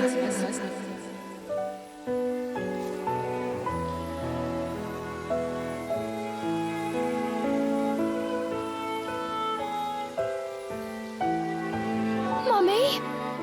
Is that you?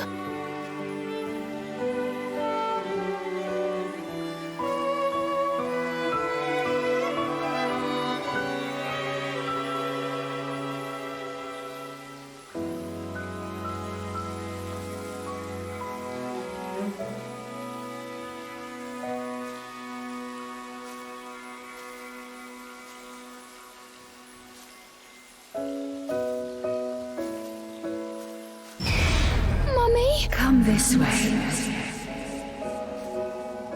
Mummy, please don't go. Yes, my dearest Cereza. Mummy, wait! Mummy, please! I'm coming, Mummy! Don't leave me again!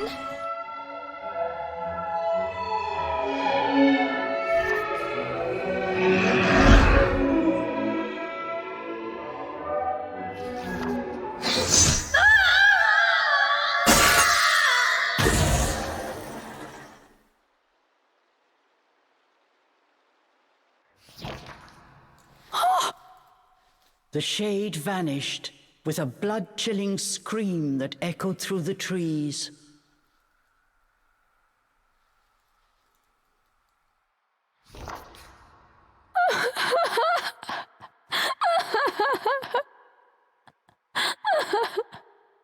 Mummy.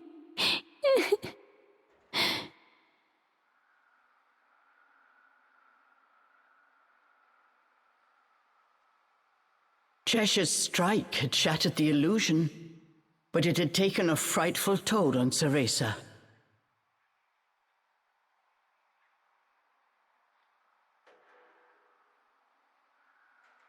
She collapsed to her knees, her mother's final screams still ringing in her ears.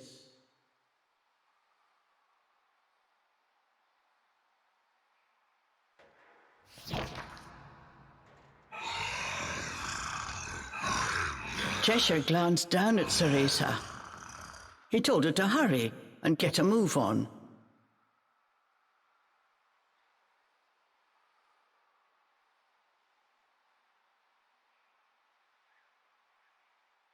But the tears would not stop.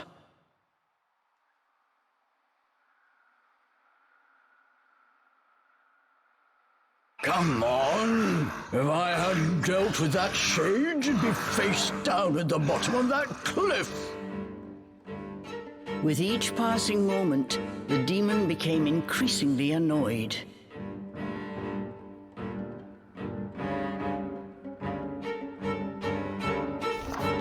Cheshire! How could you? How could you do that to her?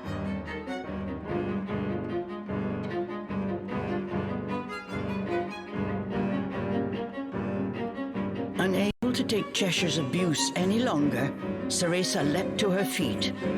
Behind her tears, Cereza's eyes burned with fury.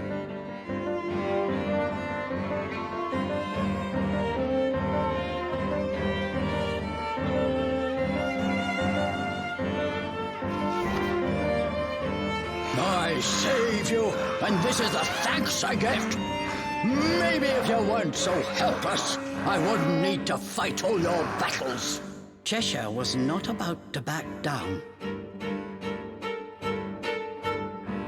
Why am I not surprised? I wouldn't expect a demon like you to understand anyway.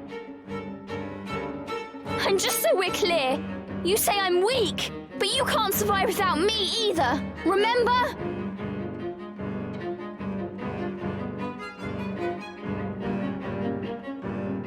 Look at you! You wouldn't last 5 minutes in this forest without me! Their fight was quickly reaching its boiling point.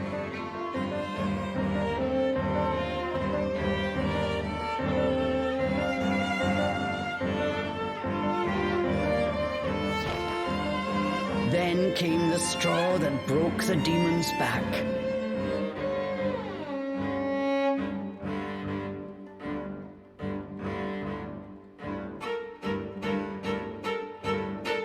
Don't forget who summoned you here! Why don't you just behave like a proper demon and do as I say?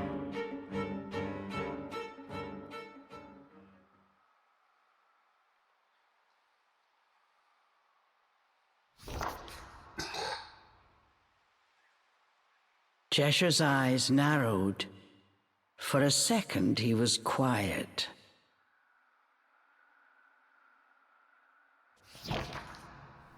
Cheshire broke the silence with a threatening growl. I wish I'd never summoned you!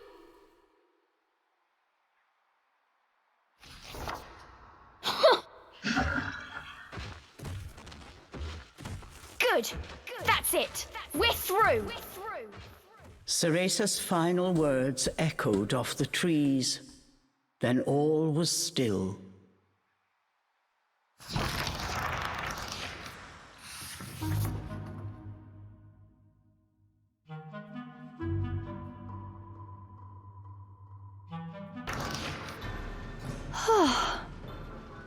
Cereza had certainly grown stronger since entering the forest. But even so, making her way alone was proving more difficult than expected. If only Cheshire were here.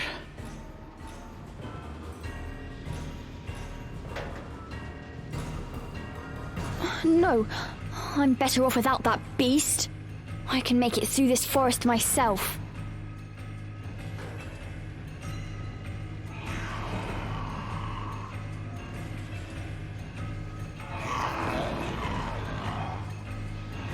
Cereza heard a familiar voice. It was Cheshire. Injured, he was fleeing from a group of fairies.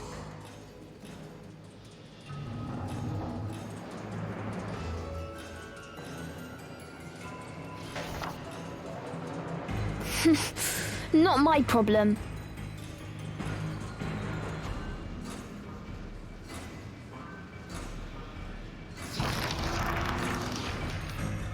Cereza once again spotted Cheshire. Incapacitated by his wounds, he was surrounded by fairies.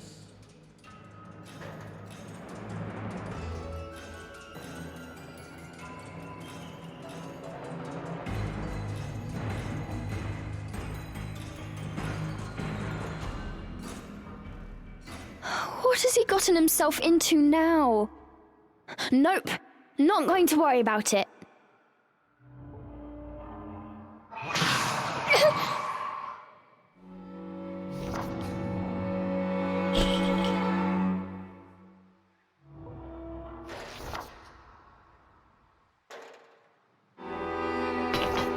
But before she knew what she was doing, Cereza had set off in Cheshire's direction.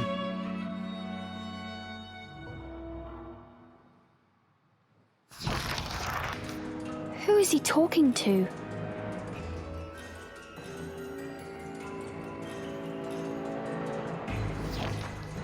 The fairies had captured Cheshire. Within their ranks was one regal-looking fairy who stood out from all the others.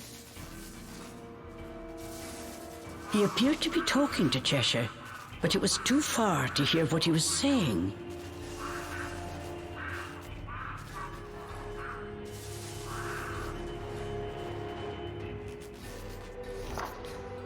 What does that fairy want with Cheshire?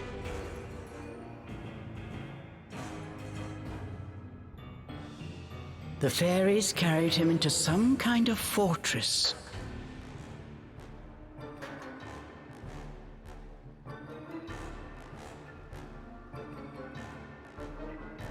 Cheshire!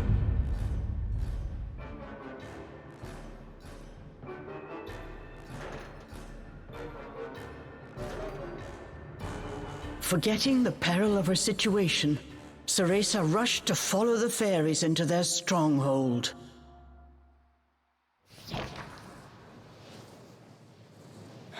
No good. There must be another way in. Huh? You!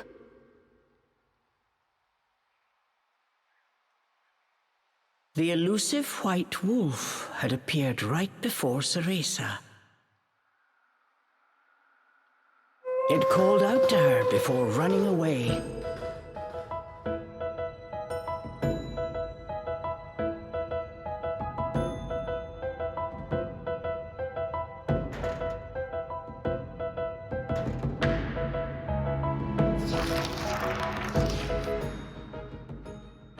Listen, this fortress is crawling with fairies.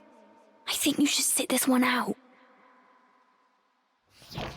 But the wolf just stared at her, showing no signs of moving. "Let's go together," the wolf's determined eyes seemed to be saying to her.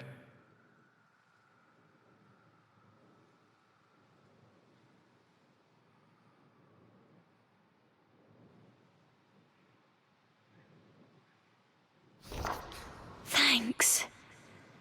You know, to be honest, I was a little scared going alone.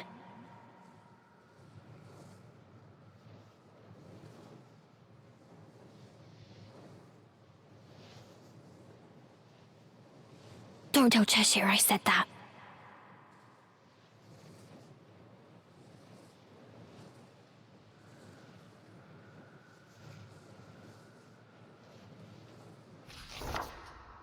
And so, Cereza and the White Wolf infiltrated deep into the enemy's stronghold.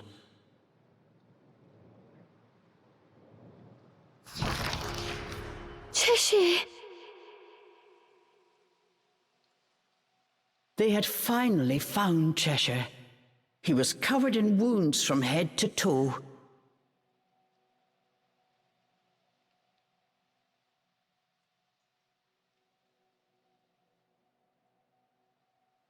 Hiding in the shadows, Cereza was surprised to hear one of the fairies speaking words she understood.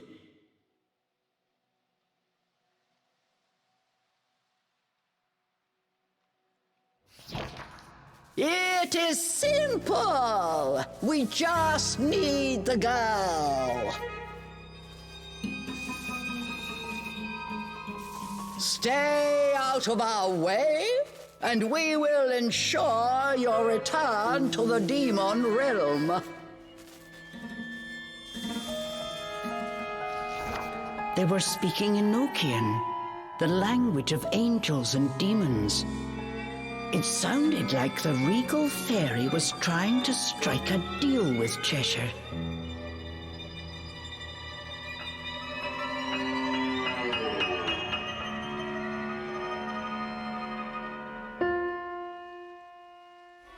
Cereza felt her heart beating in her chest.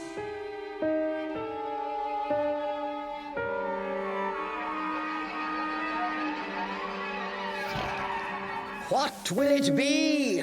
This is your last chance, demon.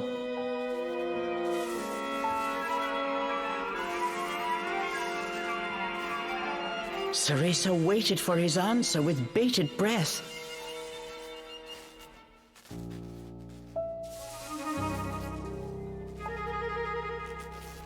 Then she heard the familiar deep growl.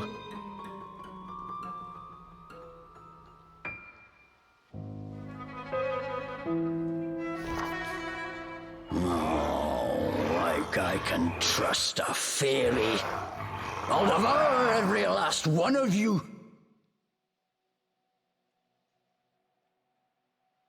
Despite his battered body, Cheshire's eyes still smoldered with defiance.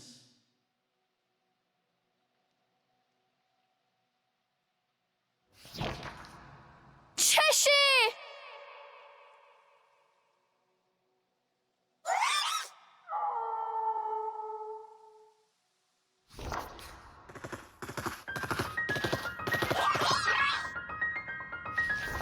Thankfully, the White Wolf held the nearby fairies at bay.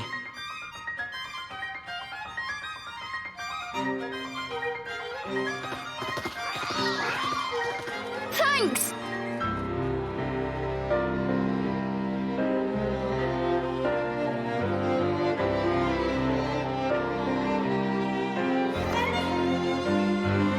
Cheshire!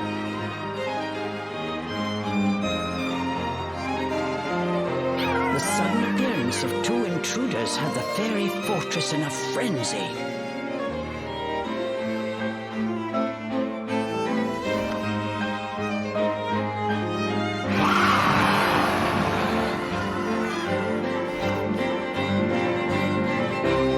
Cereza seized the opportunity and freed Cheshire from his shackles.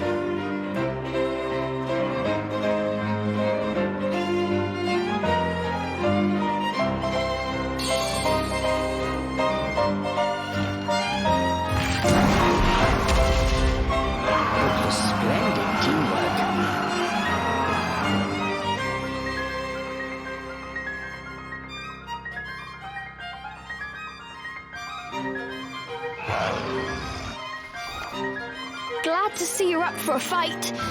These naughty fairies are about to get punished. Not bad. Better than you're trying. Punishment, is it? With pleasure. Both Cereza and Cheshire were on fire.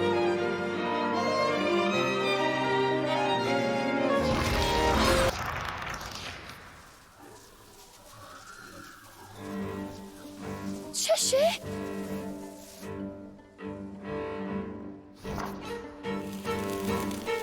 A large gash was cut on Cheshire's leg. Bits of cotton were falling out, along with his magical energy. The fairies had not been kind to their captive. Cheshire could hide his pain no longer. That cut!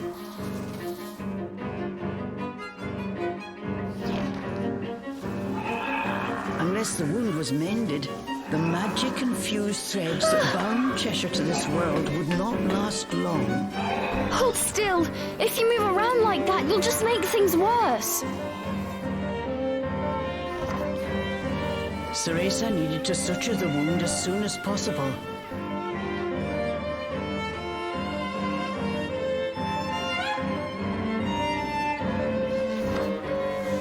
There was only one way she could think to do it. Remember, Cereza, as blood flows through veins, magic flows through a witch's hair.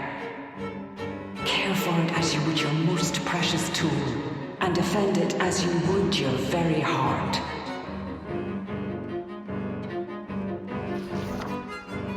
Sorry, Morgana, but I found something more important.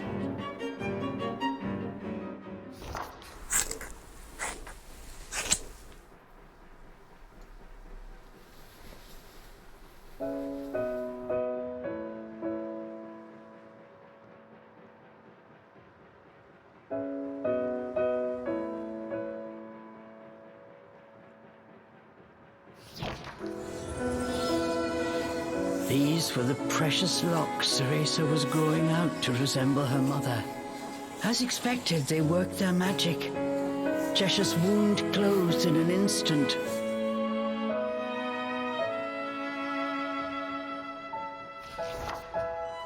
Don't blame me if that teacher of yours has a fit. Cheshire said quietly. Don't worry, it'll grow back.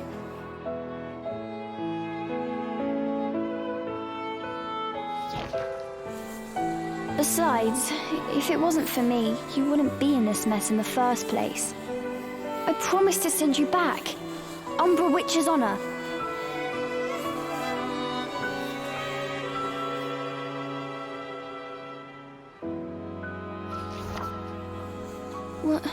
What I'm trying to say is...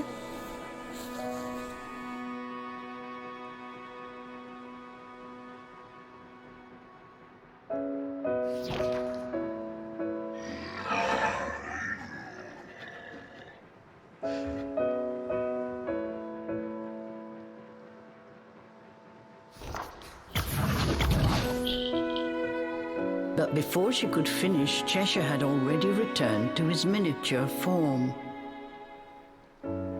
Well, get a move on, will you? He added with a squeak.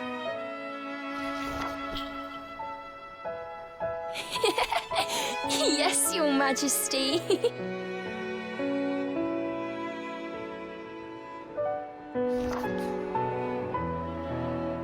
Cereza gave Cheshire a tight embrace. Somehow she felt that Cheshire was doing the same.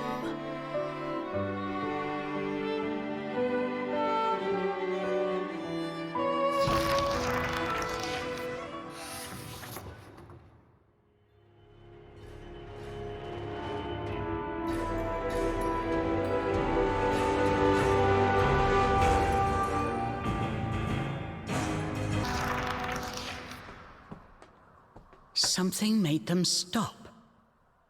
A strange presence. They were not alone. Stop! With its impetuous step you sow a seed of ruin in our kingdom. We will not allow him to wake a classic child from his slumber.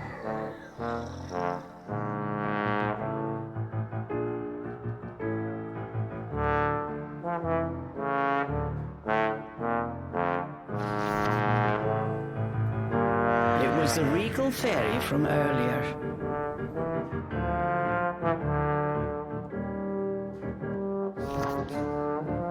Hey! That fairy's speaking our language! I think...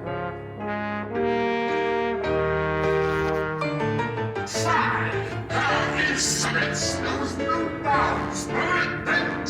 For a king's anger, when stoked, is not easily quenched. The regal fairy continued his haughty monologue.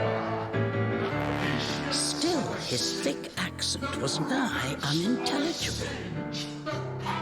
This is hopeless. It must be some kind of fairy dialect. So, what? Are you saying you're the fairy king or something? Insolence! Before us all, bend the knee. Those with 4 legs bend too.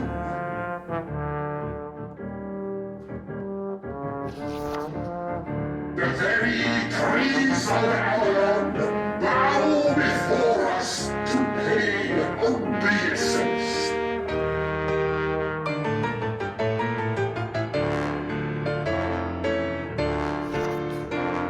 We are Puka the Wise, Puka the Magnanimous.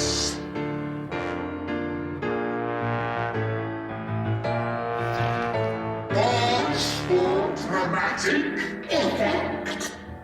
Puka, the one true king of Avalon Forest.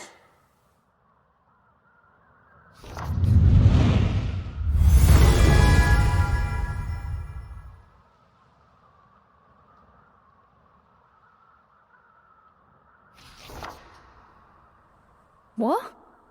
Okay. So it was you who did all that awful stuff to Cheshire. I see a royal behind in need of a good spanking. Cheshire looked happy to oblige.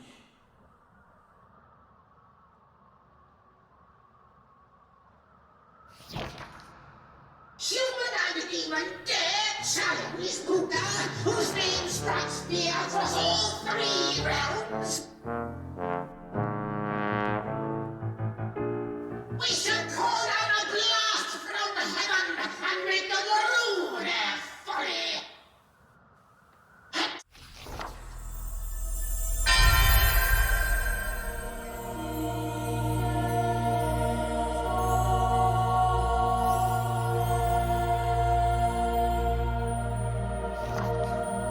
Let's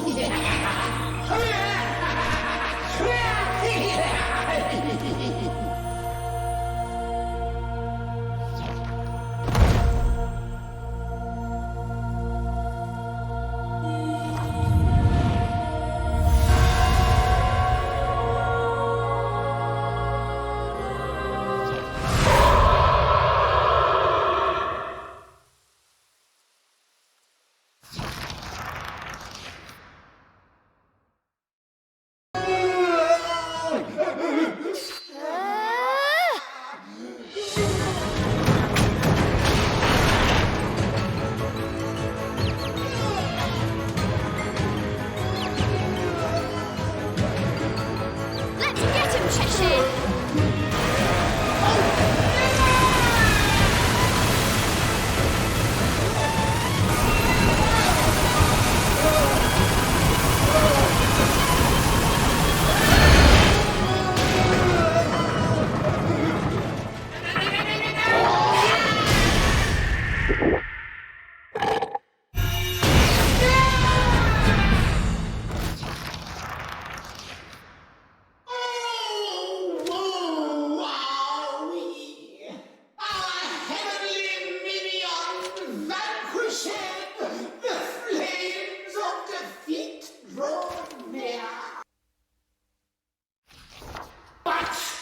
Should the pyre consume our very self, these interlopers shall go no further.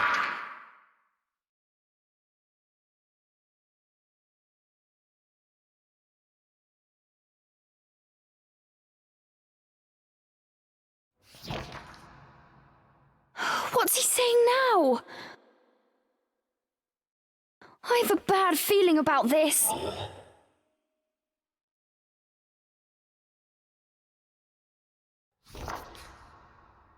The two sensed danger in the fairy named Puka's words and began to run.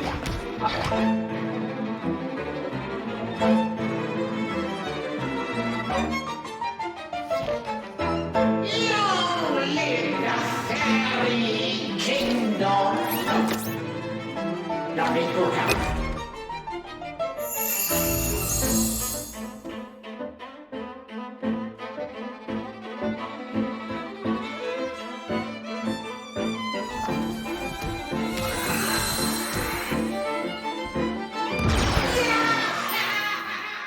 What?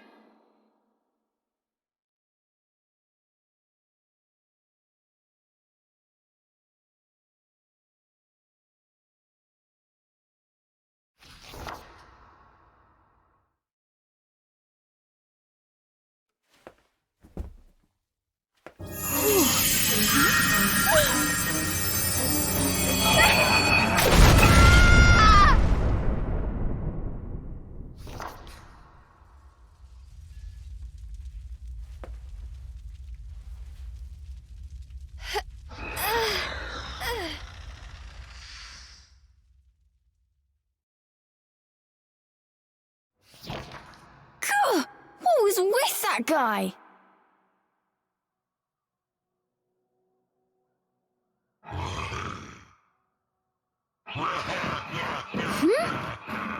What are you on about?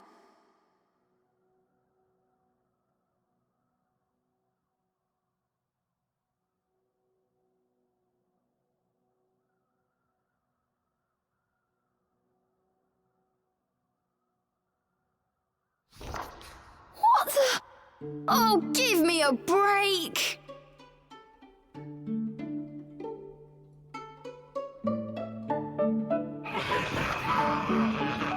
Realizing what had happened, Cereza hurriedly began wiping her face clean. The spectacle was too much for Cheshire. He rolled with laughter.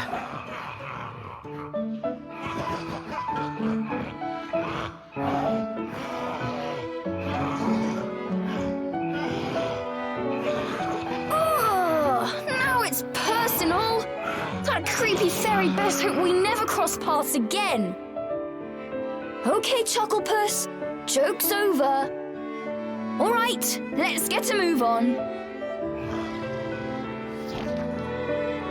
Cereza frowned and stormed off. Trying unsuccessfully to control his laughter, Cheshire followed after. But each glance at Cereza sent him back into fits of seam-bursting chortles.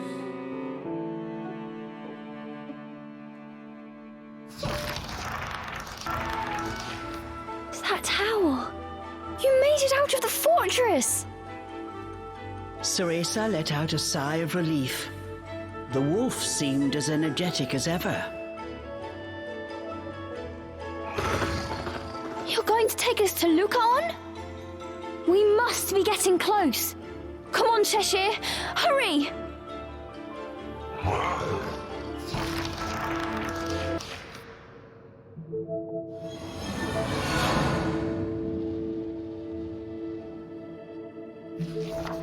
Morgana's ghostly form appeared.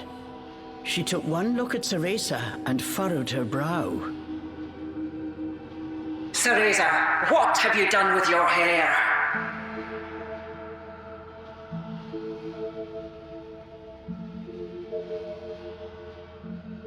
Sorry. I needed it for something.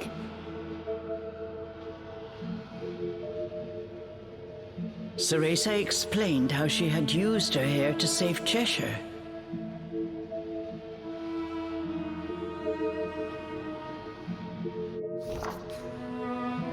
For the sake of the demon! Cereza, never forget who is the master and who the subject.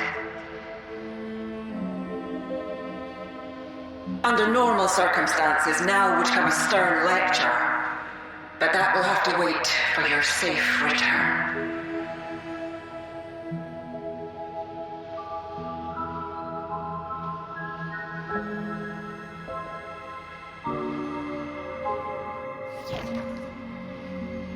My spell is almost complete.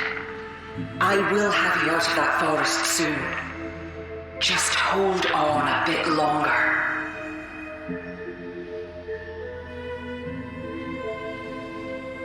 Oh. Thanks, Morgana.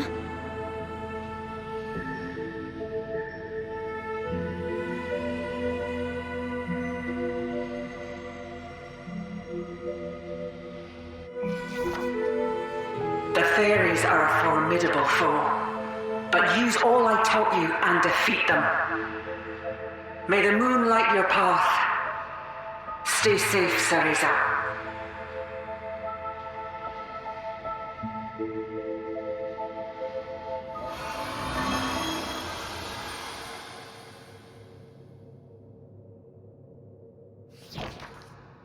Oh, I'll defeat them all right. And after that, I'll meet Lukan, get that power, and send you back.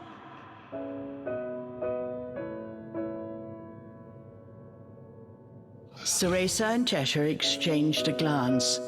Getting the power from Lukan would mean the end to their journey.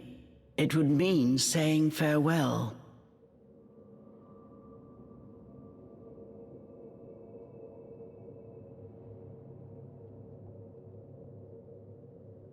Come on. We're almost there.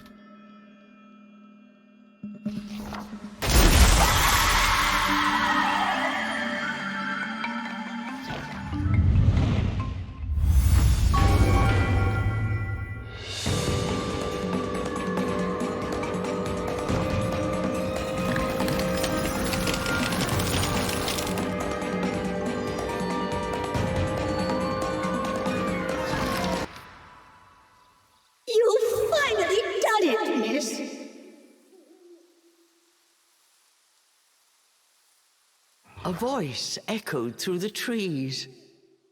It was one of the rare sounds in this forest that put Cereza's heart at ease.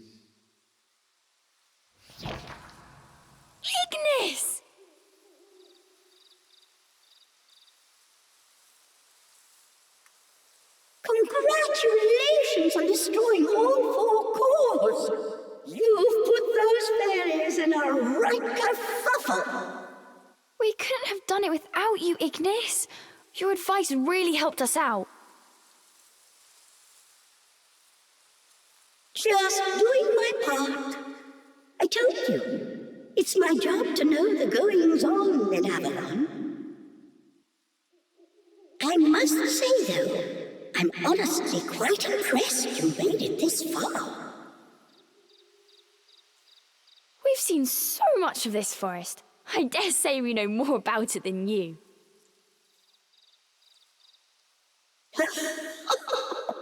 Maybe you're right. Next time I'll ask you for directions. I've been waiting a long time for someone like you, miss. Waiting? Why? You see,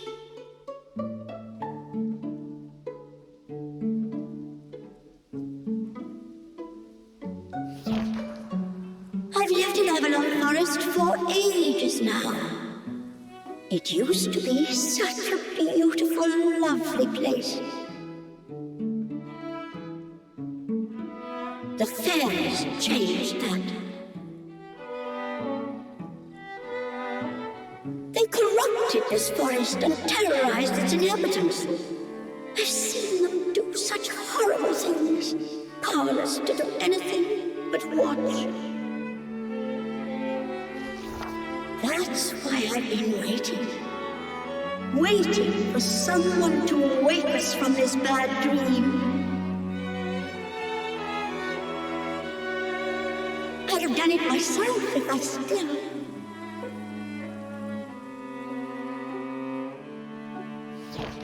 Ignis, were you... Sorry, I got carried away for a second. Ahead lies that which the fairies have fought so hard to keep from you. I believe it is what you entered this forest to find.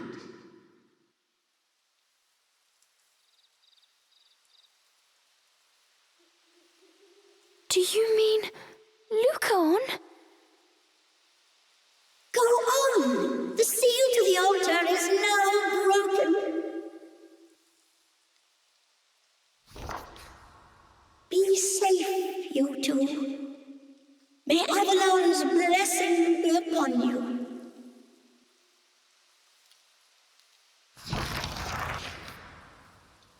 Halt! Before them stood Puka, the ostentatious fairy from earlier. He appeared slightly charred from the explosion.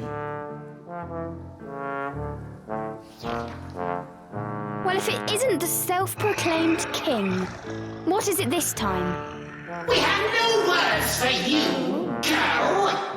Your infernal compatriot, however, still owes us an answer to our proposition.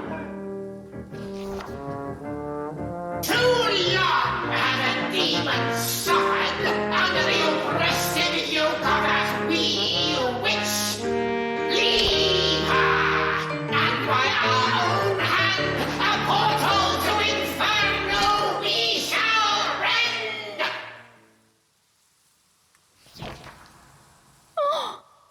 The fairy Puka was trying to tempt Cheshire, offering to send him back to Inferno.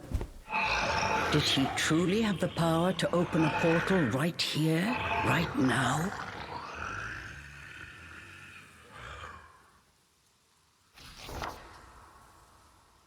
Well, demon, you scorned our generous offer once before.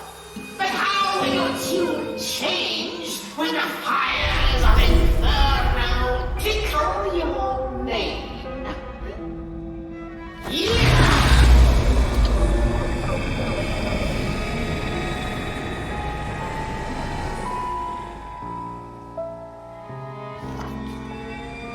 With a flamboyant flourish, the fairy opened a massive fiery gate.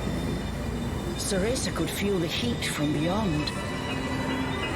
The familiar sounds of the forest were joined by the faint cries of the damned.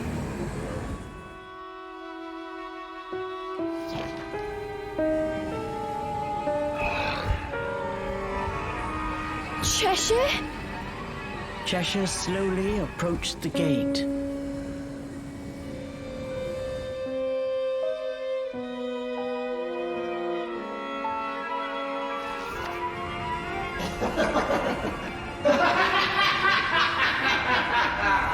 As he neared the threshold, memories of their journey came flooding back to Cereza.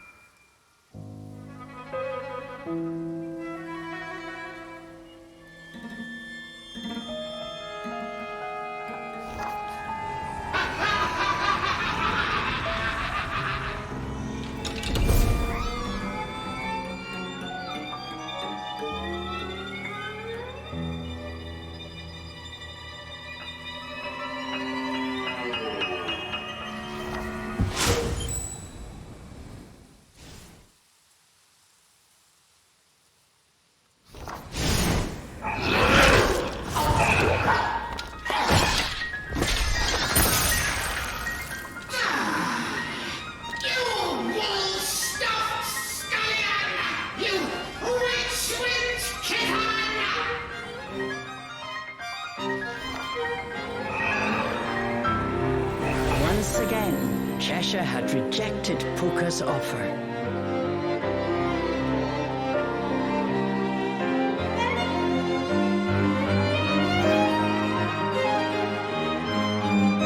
So be it, but Inferno's fires must be fed. If you will not return, then send that vile girl in your stead.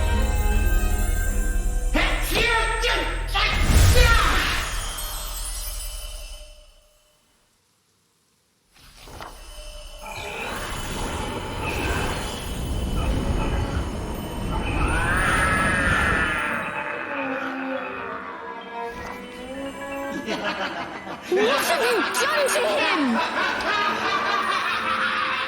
Cereza's question fell on deaf ears.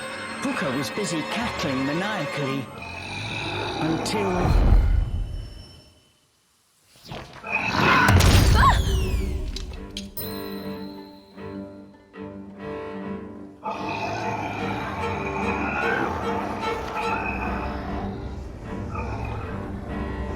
Cheshire? What's wrong?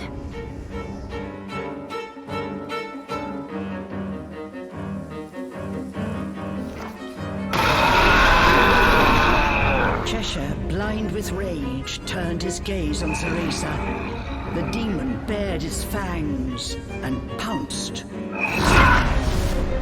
Worry, I'm here for you! Cheshire?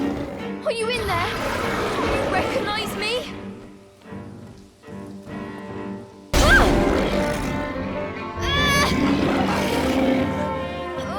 Cheshire, stop!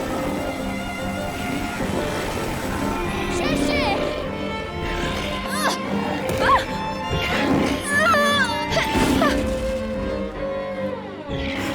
Hurry, I'm here for you!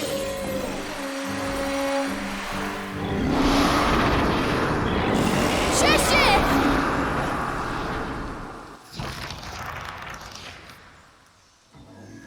Cheshire had returned to his senses, but his violent tantrum had taken a heavy toll.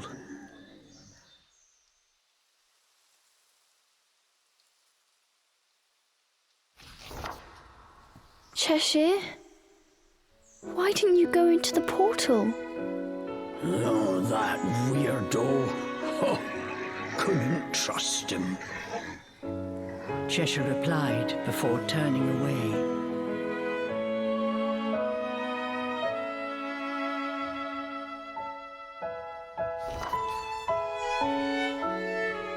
So does that mean you trust me? Cheshire said nothing. He closed his tired eyes.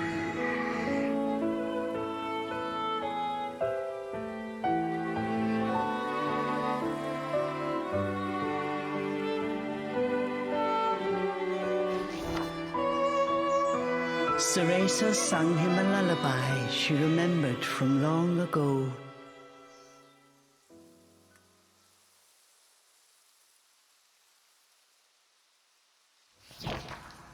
Fly me to the moon and let me play among the stars. Let me see what spring is like on Jupiter and Mars. In other words, hold my hand. They had returned to the forest. A new path appeared before their eyes.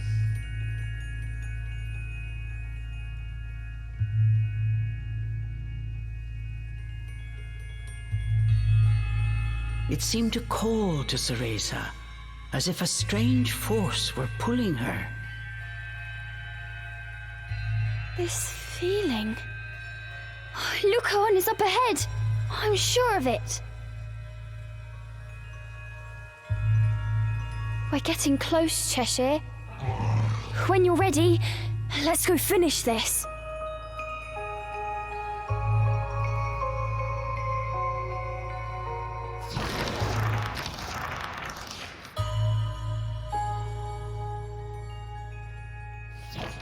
They had finally made it.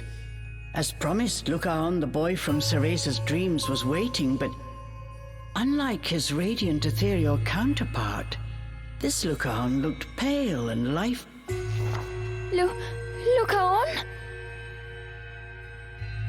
As Cereza called out his name, she heard Lukan's voice, ever so faint. Welcome, Cereza.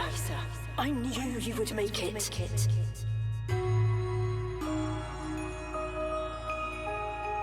Hold on, Lukan. I'll get you out of there. No, I am here. I'm afraid what you see in that crystal is nothing but a shell.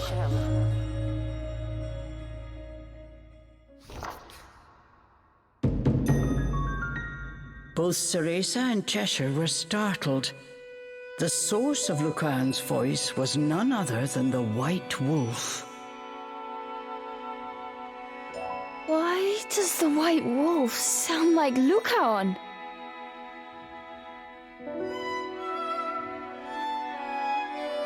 Don't be afraid. While my body was sealed, my soul still runs free in the body of this wolf.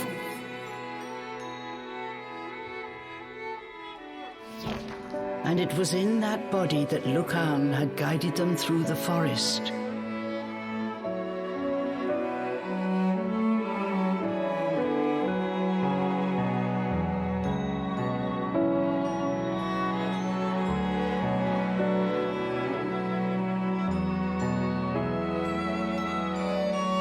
You were sealed? But why?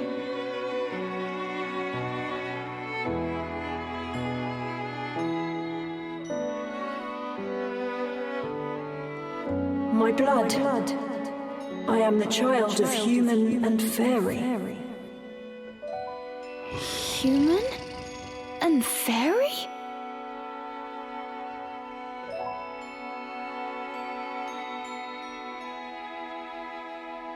Fear not. Not all fairies are like those you've met. I wish to live in harmony with humans. For that, I was cursed to this fate.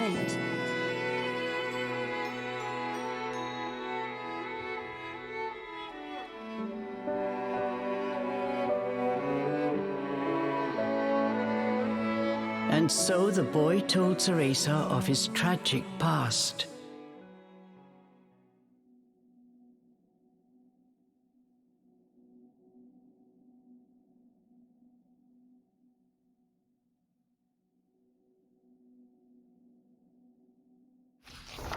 Lukan was the last fairy prince, the son of the former king and his human queen.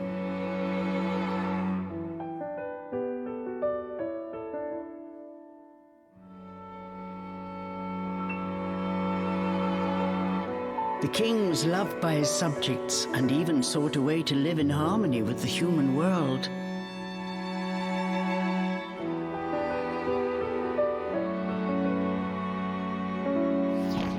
But a faction of evil fairies conspired against him. Killing the king in cold blood, they next came for his wife and young Lukan.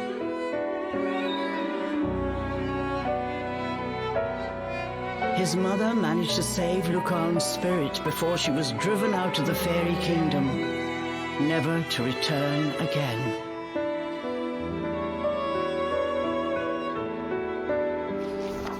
Unable to kill Lukan, but fearing the return of his royal bloodline, the rebellious fairies sealed his body using a powerful spell.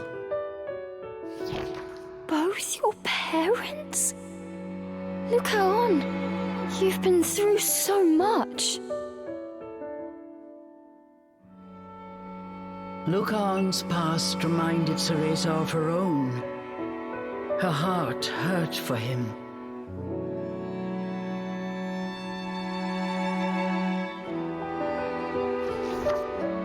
All I could do was wander the forest, trying desperately to hold on to the memory of my human self.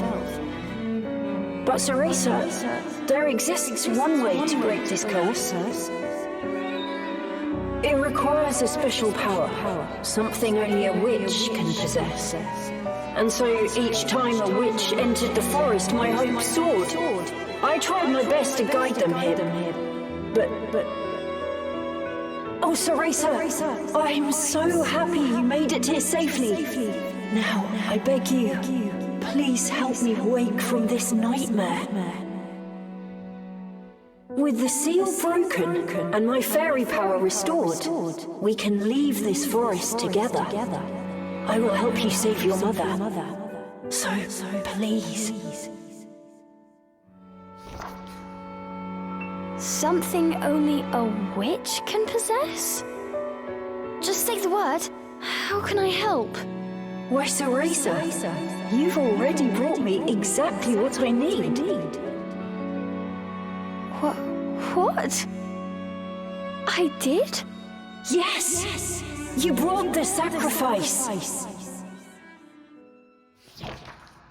That demon is perfect! Just what we need to break the curse! What? Cereza could not believe her ears. Sacrifice Cheshire? Hurry! I must absorb that demon's power. At long last, the curse will be broken. I can't do that! What? What do you mean? Why not? Sacrifice Cheshire? I can't do that! He's my friend! Your friend? You mean that demon? Cereza, what are you saying? Look at it. Demons are infernal creatures that feast on human souls. You witches harness their power as a tool, a weapon, nothing more. You're wrong! Cheshire is no tool. He's a living creature with his own thoughts and dreams. We made it this far by working together, so I'm not about to offer him up like some sacrificial goat. I want to help you, but I simply cannot do that. I don't believe this. I'm sorry, Cereza, but you leave me no choice. Lukan. Cereza saw Lukan's face, only a moment ago so full of hope, now contorted by sorrow. She wanted desperately to help him. There must be something else. I'll help you find another way. You don't understand. This is my last chance.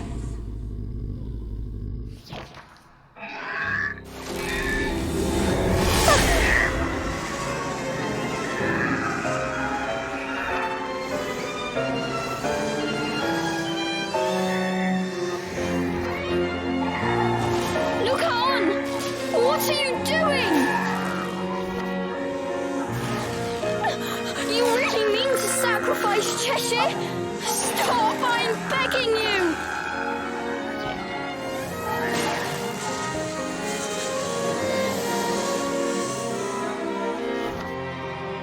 Hearing the desperation in Cereza's voice, for an instant Lukan hesitated. But his mind was made up.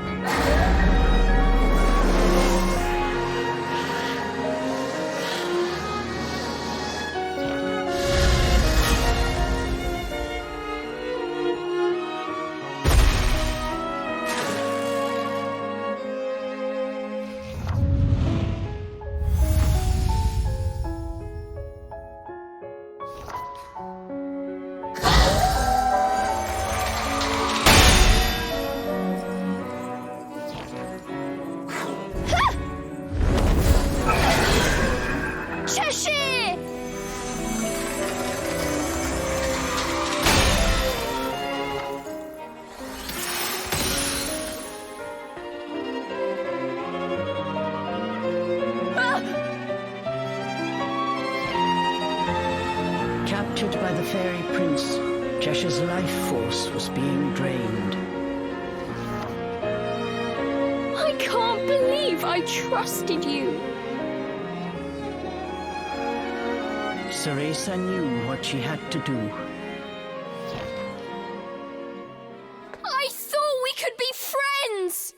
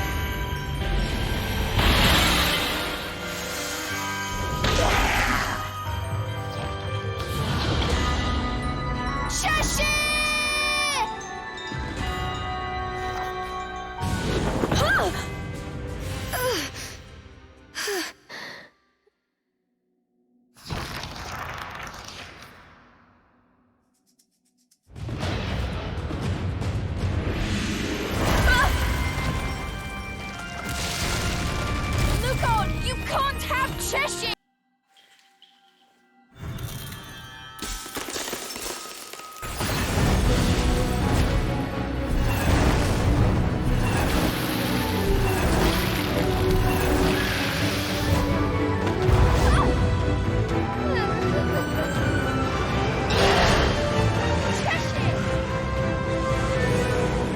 He's gonna pay for that.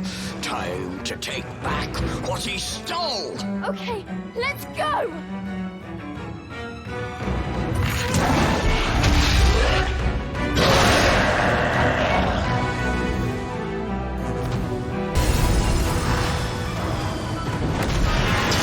And 4! We've taken back everything you stole, Lukan!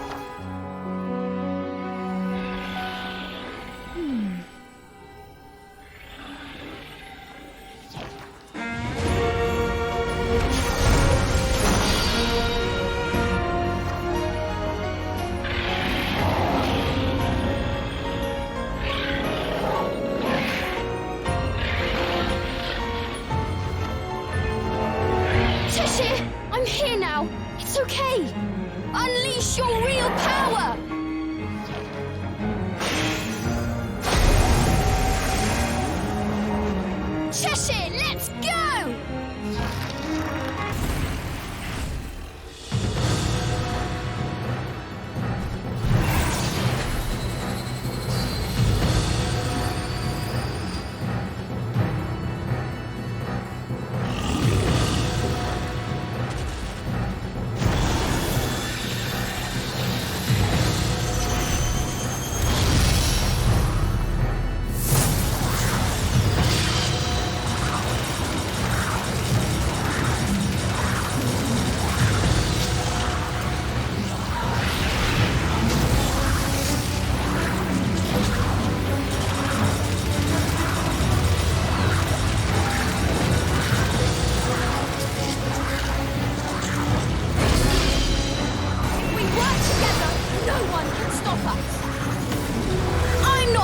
Anyone have Cheshire!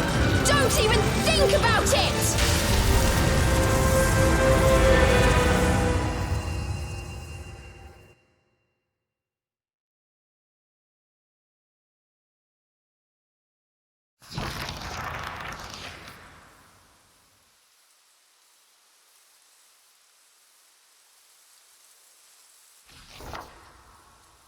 Having lost Cheshire's power, Lukan struggled to stay on his feet, and then...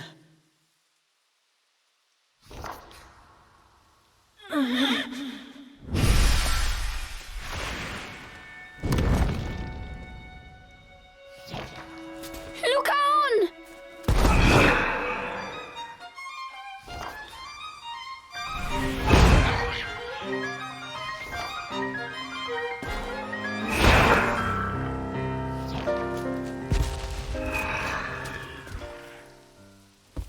A heroic demon? Such altruism was unheard of throughout all infernal texts. But Cereza understood. You did?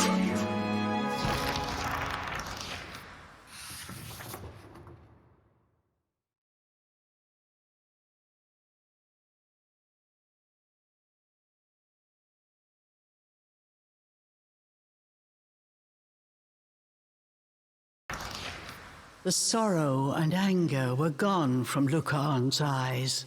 My soul cannot hold this form much longer.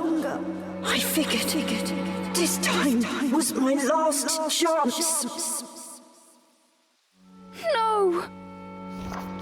I thought demons were all heartless monsters, but I was wrong. Cheshire was it? Forgive me for what I tried to do. The only heartless one was me.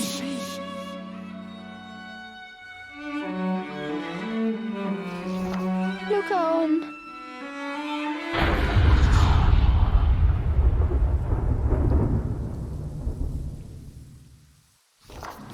All of a sudden, there was an ear-splitting crack, and a flash of light illuminated the sky.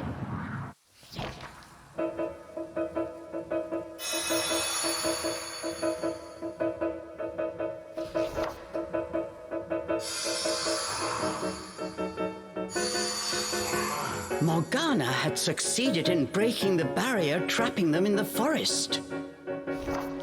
Of course!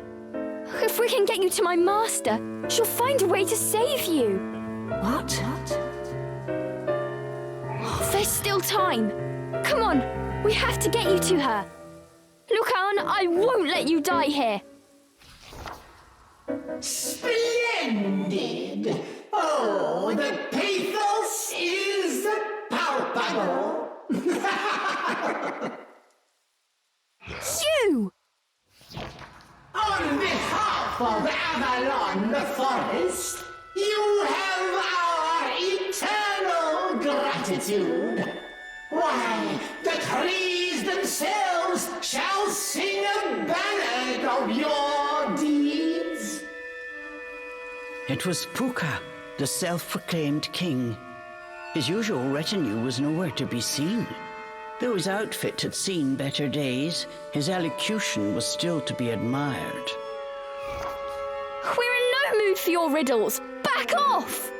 Why, We have no need to quarrel. Our subjects will gladly escort you to the edge of the forest.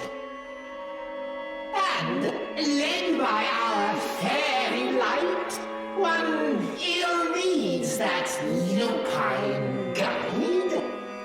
Leave the filthy beast where he lies. Puka was after Lukan's spirit and the royal power that it contained. Hearing his words, Cereza knew it had been Puka who had betrayed the fairy king. Puka who had torn Lukan's family apart before cursing him to wander the forest in solitude. You fiend! Enough! I will run no longer. But in exchange, let those two go. No! Lukan, you can't! This is for the best, Cereza. My time is up. Lukan, don't give up! We're not going to let you take him, got it? And for the record, I knew you were lying about being a king. So be it. One way or another, he will die. And with his royal line extinguished, we shall be eclipsed no longer. Fairy brethren, the cursed child is finally within our grasp. The false king's son reaches its nadir, and now Puka's star shines bright.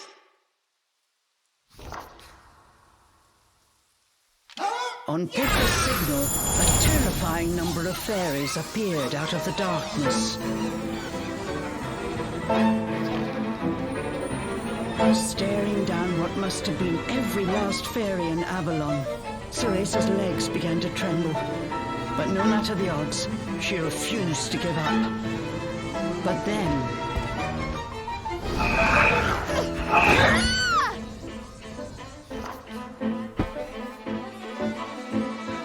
Cheshire?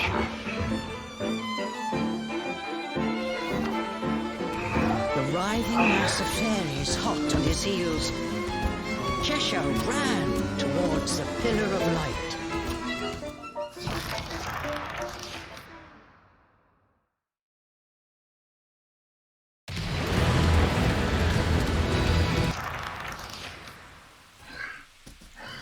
Escaping the fairies' clutches, the pair made it out of the forest.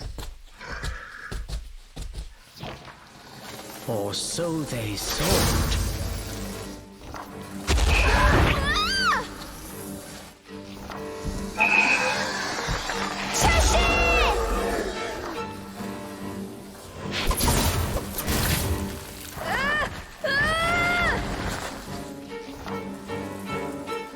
Caught by the fairies, they were slowly being dragged back into the forest.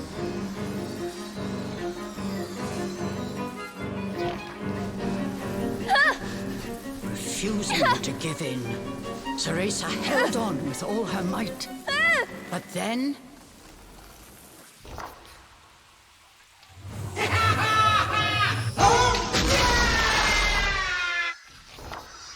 something sent the fairies flying like leaves scattered to the wind. This was a technique Cereza had seen before. Morgana!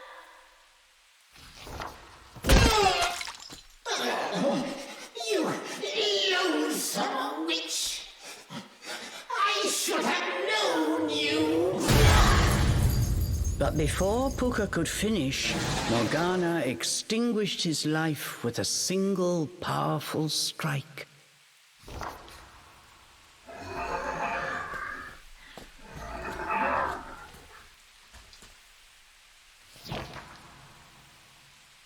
Morgana! I'm so sorry for disobeying you, but please, save the scolding for later.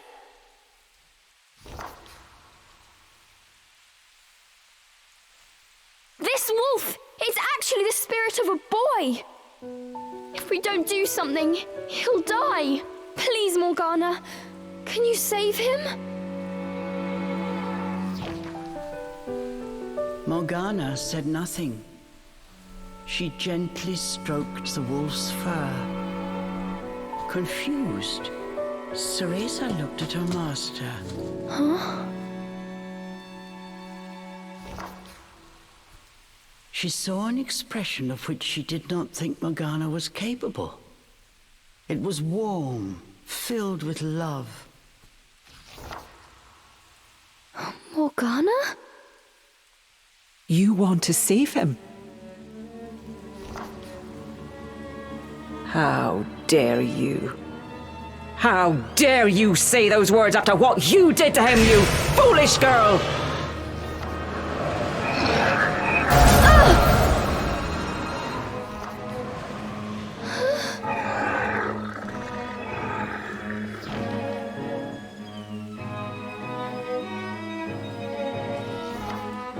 Cereza, why is that demon still here? Did you not reach the altar? What do you think those years of training were for?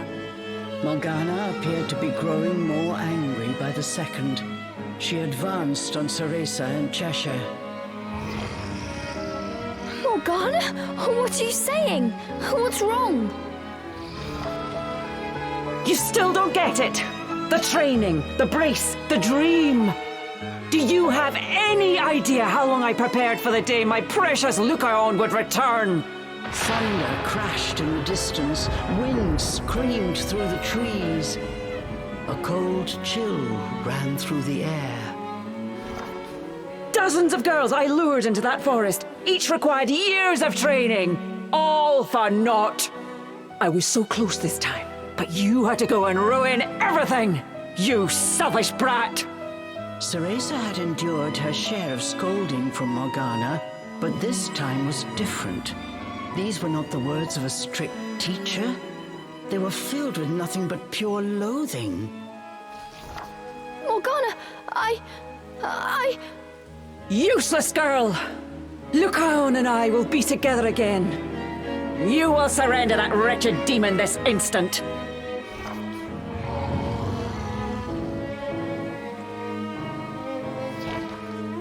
Oh, I see. Made a new friend, have you? A demon born under the full moon of the bisextile night. That creature is the key to breaking Lukan's curse. Now, Cereza. I've waited far too long to let a child's sentiment stand in my way.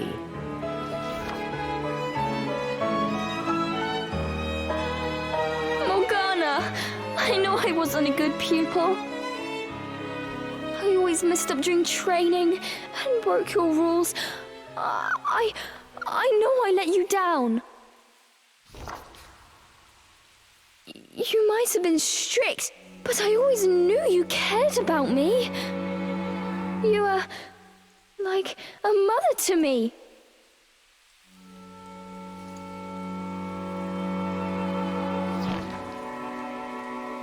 I just wanted to make you proud. Get away!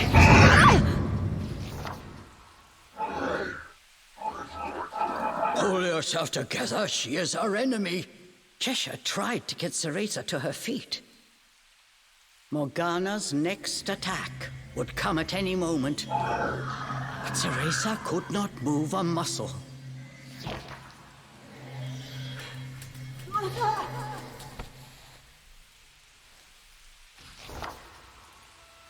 Just then, something caused Morgana to stop. Using the last of his strength, Lukan clung to her dress. Please, Mother! No more! I can't bear to see you like this! Don't fret, my dear. Soon everything will be back to the way it was. Mother! Mother! Her expression fixed, Morgana moved her son aside. A pity.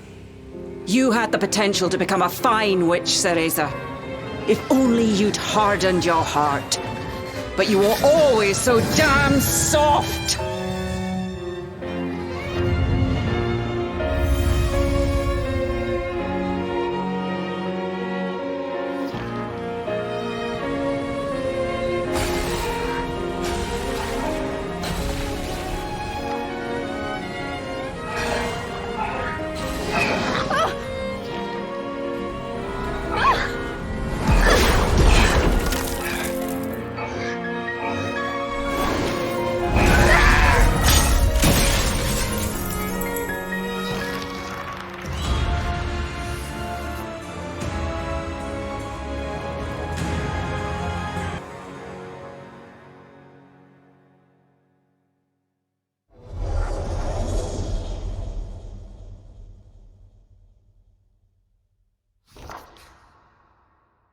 What's wrong? Giving up without a fight? Cereza heard Cheshire's voice ringing clearly in her mind. What am I supposed to do? There's no way I can fight Morgana.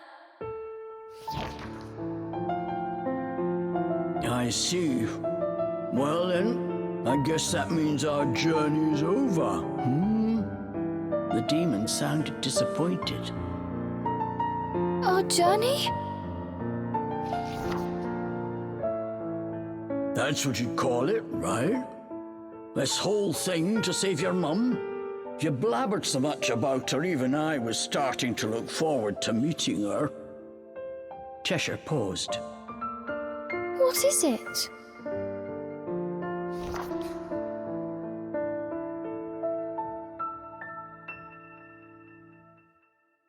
I'm sorry for what I did back there in the forest. Cheshire? And you were right. I never would have made it this far on my own.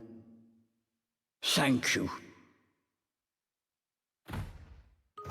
Cereza was moved by the demon's unexpected words. Cheshire, wait! I promised to send you home. I intend to keep that promise.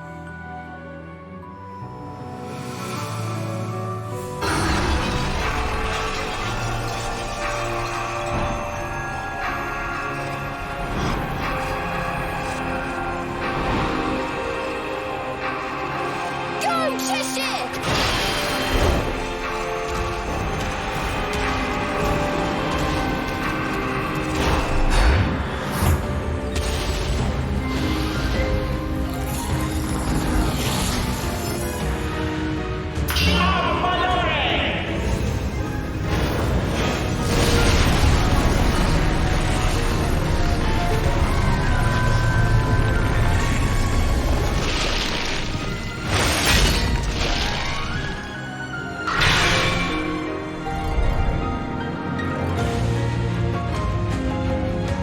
Friends protect each other. Friends keep their promises. Gone was the fear and hesitation from Cereza's eyes. In its place was courage and steadfast resolve. I'm an Umbra witch, just like my mum. Come on, let's dance!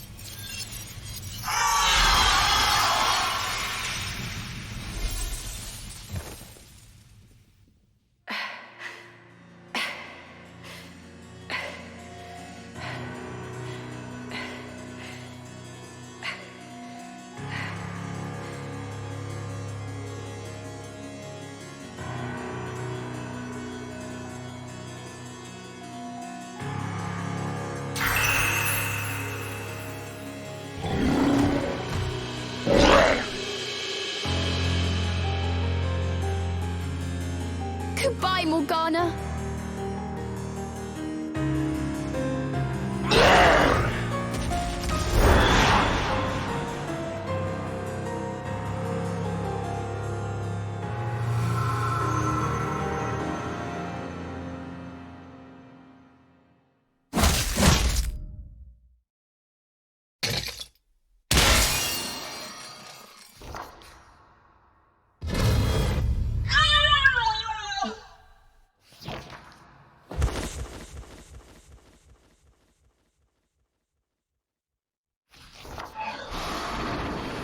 Cereza! Cheshire!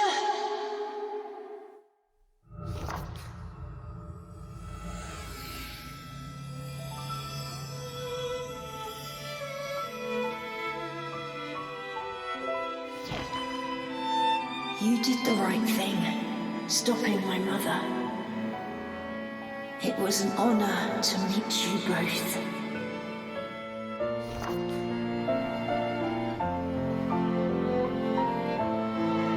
It was almost time to say goodbye to Lukan. I wish we could have become friends.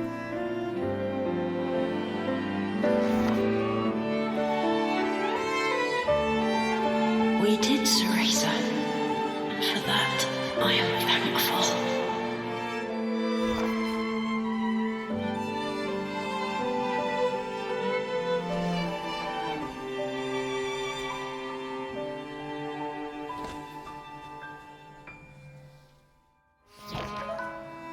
Mother and child shared a tender embrace. This was the warmth he had been dreaming of. Thank you for always watching over me, Mother. You can rest now.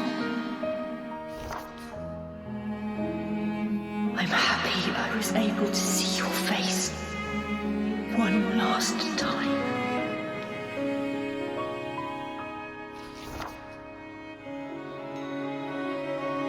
Good night, my son. Sweet dreams.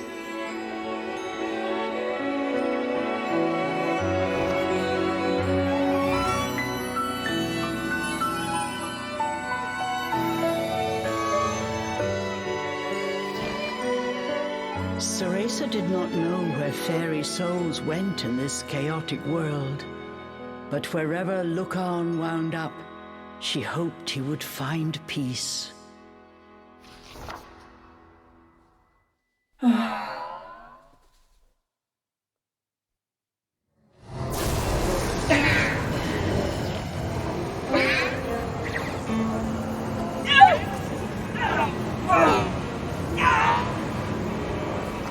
The end had come for Morgana the witch.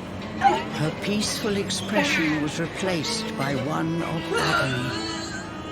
It was almost too much to watch. This is the fate that awaits every Umbra witch. An eternity, wandering the depths of Inferno. Cereza did not look away. She watched as Morgana's soul was dragged to the underworld.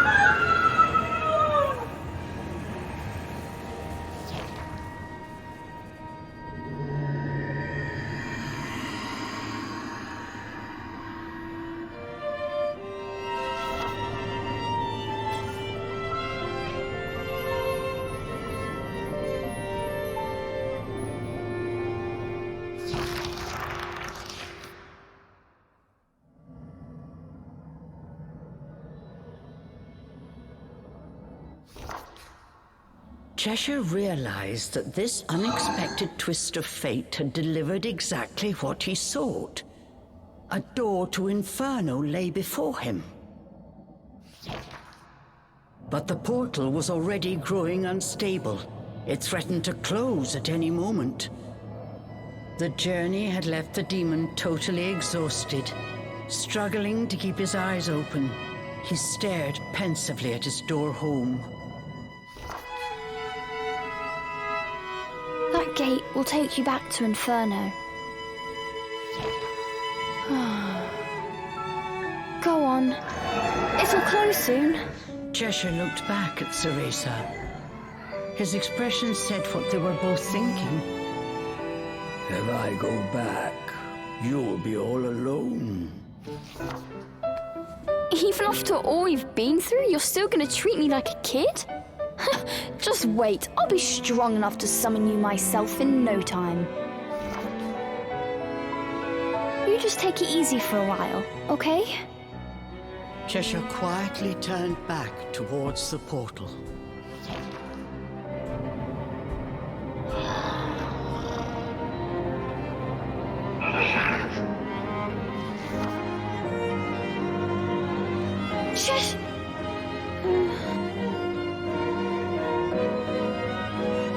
I'm going to keep getting stronger! I promise! A tremendous sound erupted from the portal, but Cheshire's voice cut through the din. I'd expect nothing less.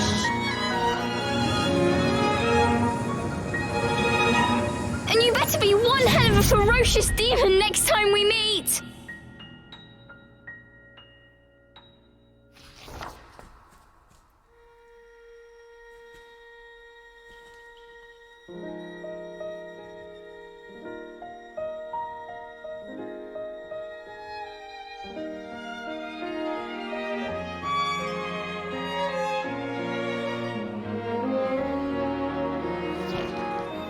A calm returned to Avalon Forest.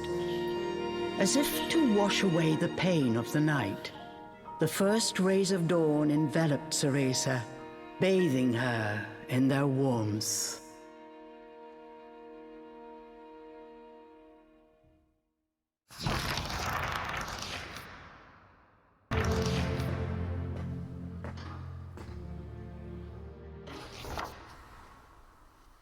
I did it, Mother. I'm a witch. I'm strong, and I'll get stronger. You don't need to worry anymore.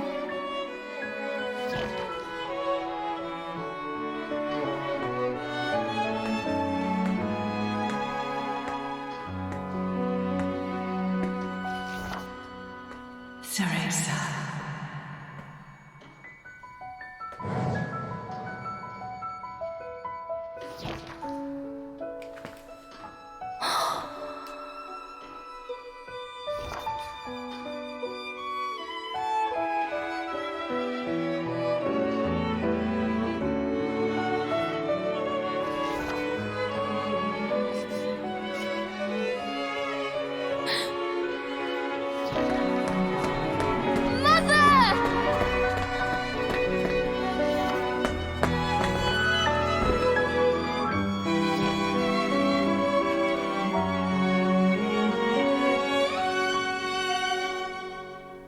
You have grown into a splendid witch, Cereza.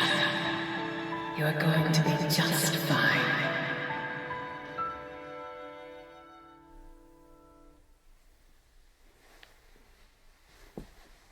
Once a regular nightmare, after that day, Cereza never saw that dream again.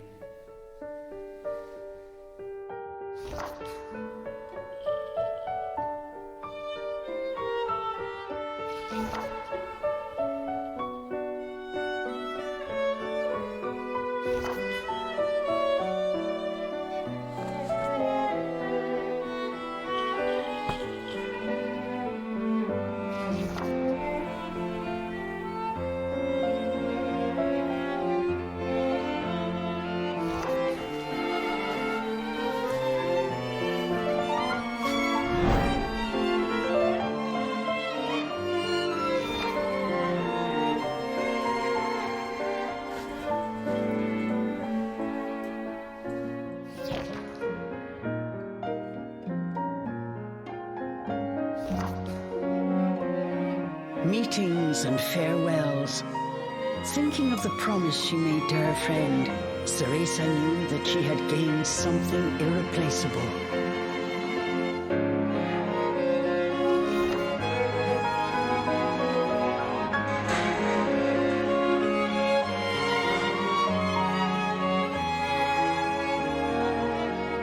The night was young. Cereza set off on her next adventure, the pale moon lighting her way.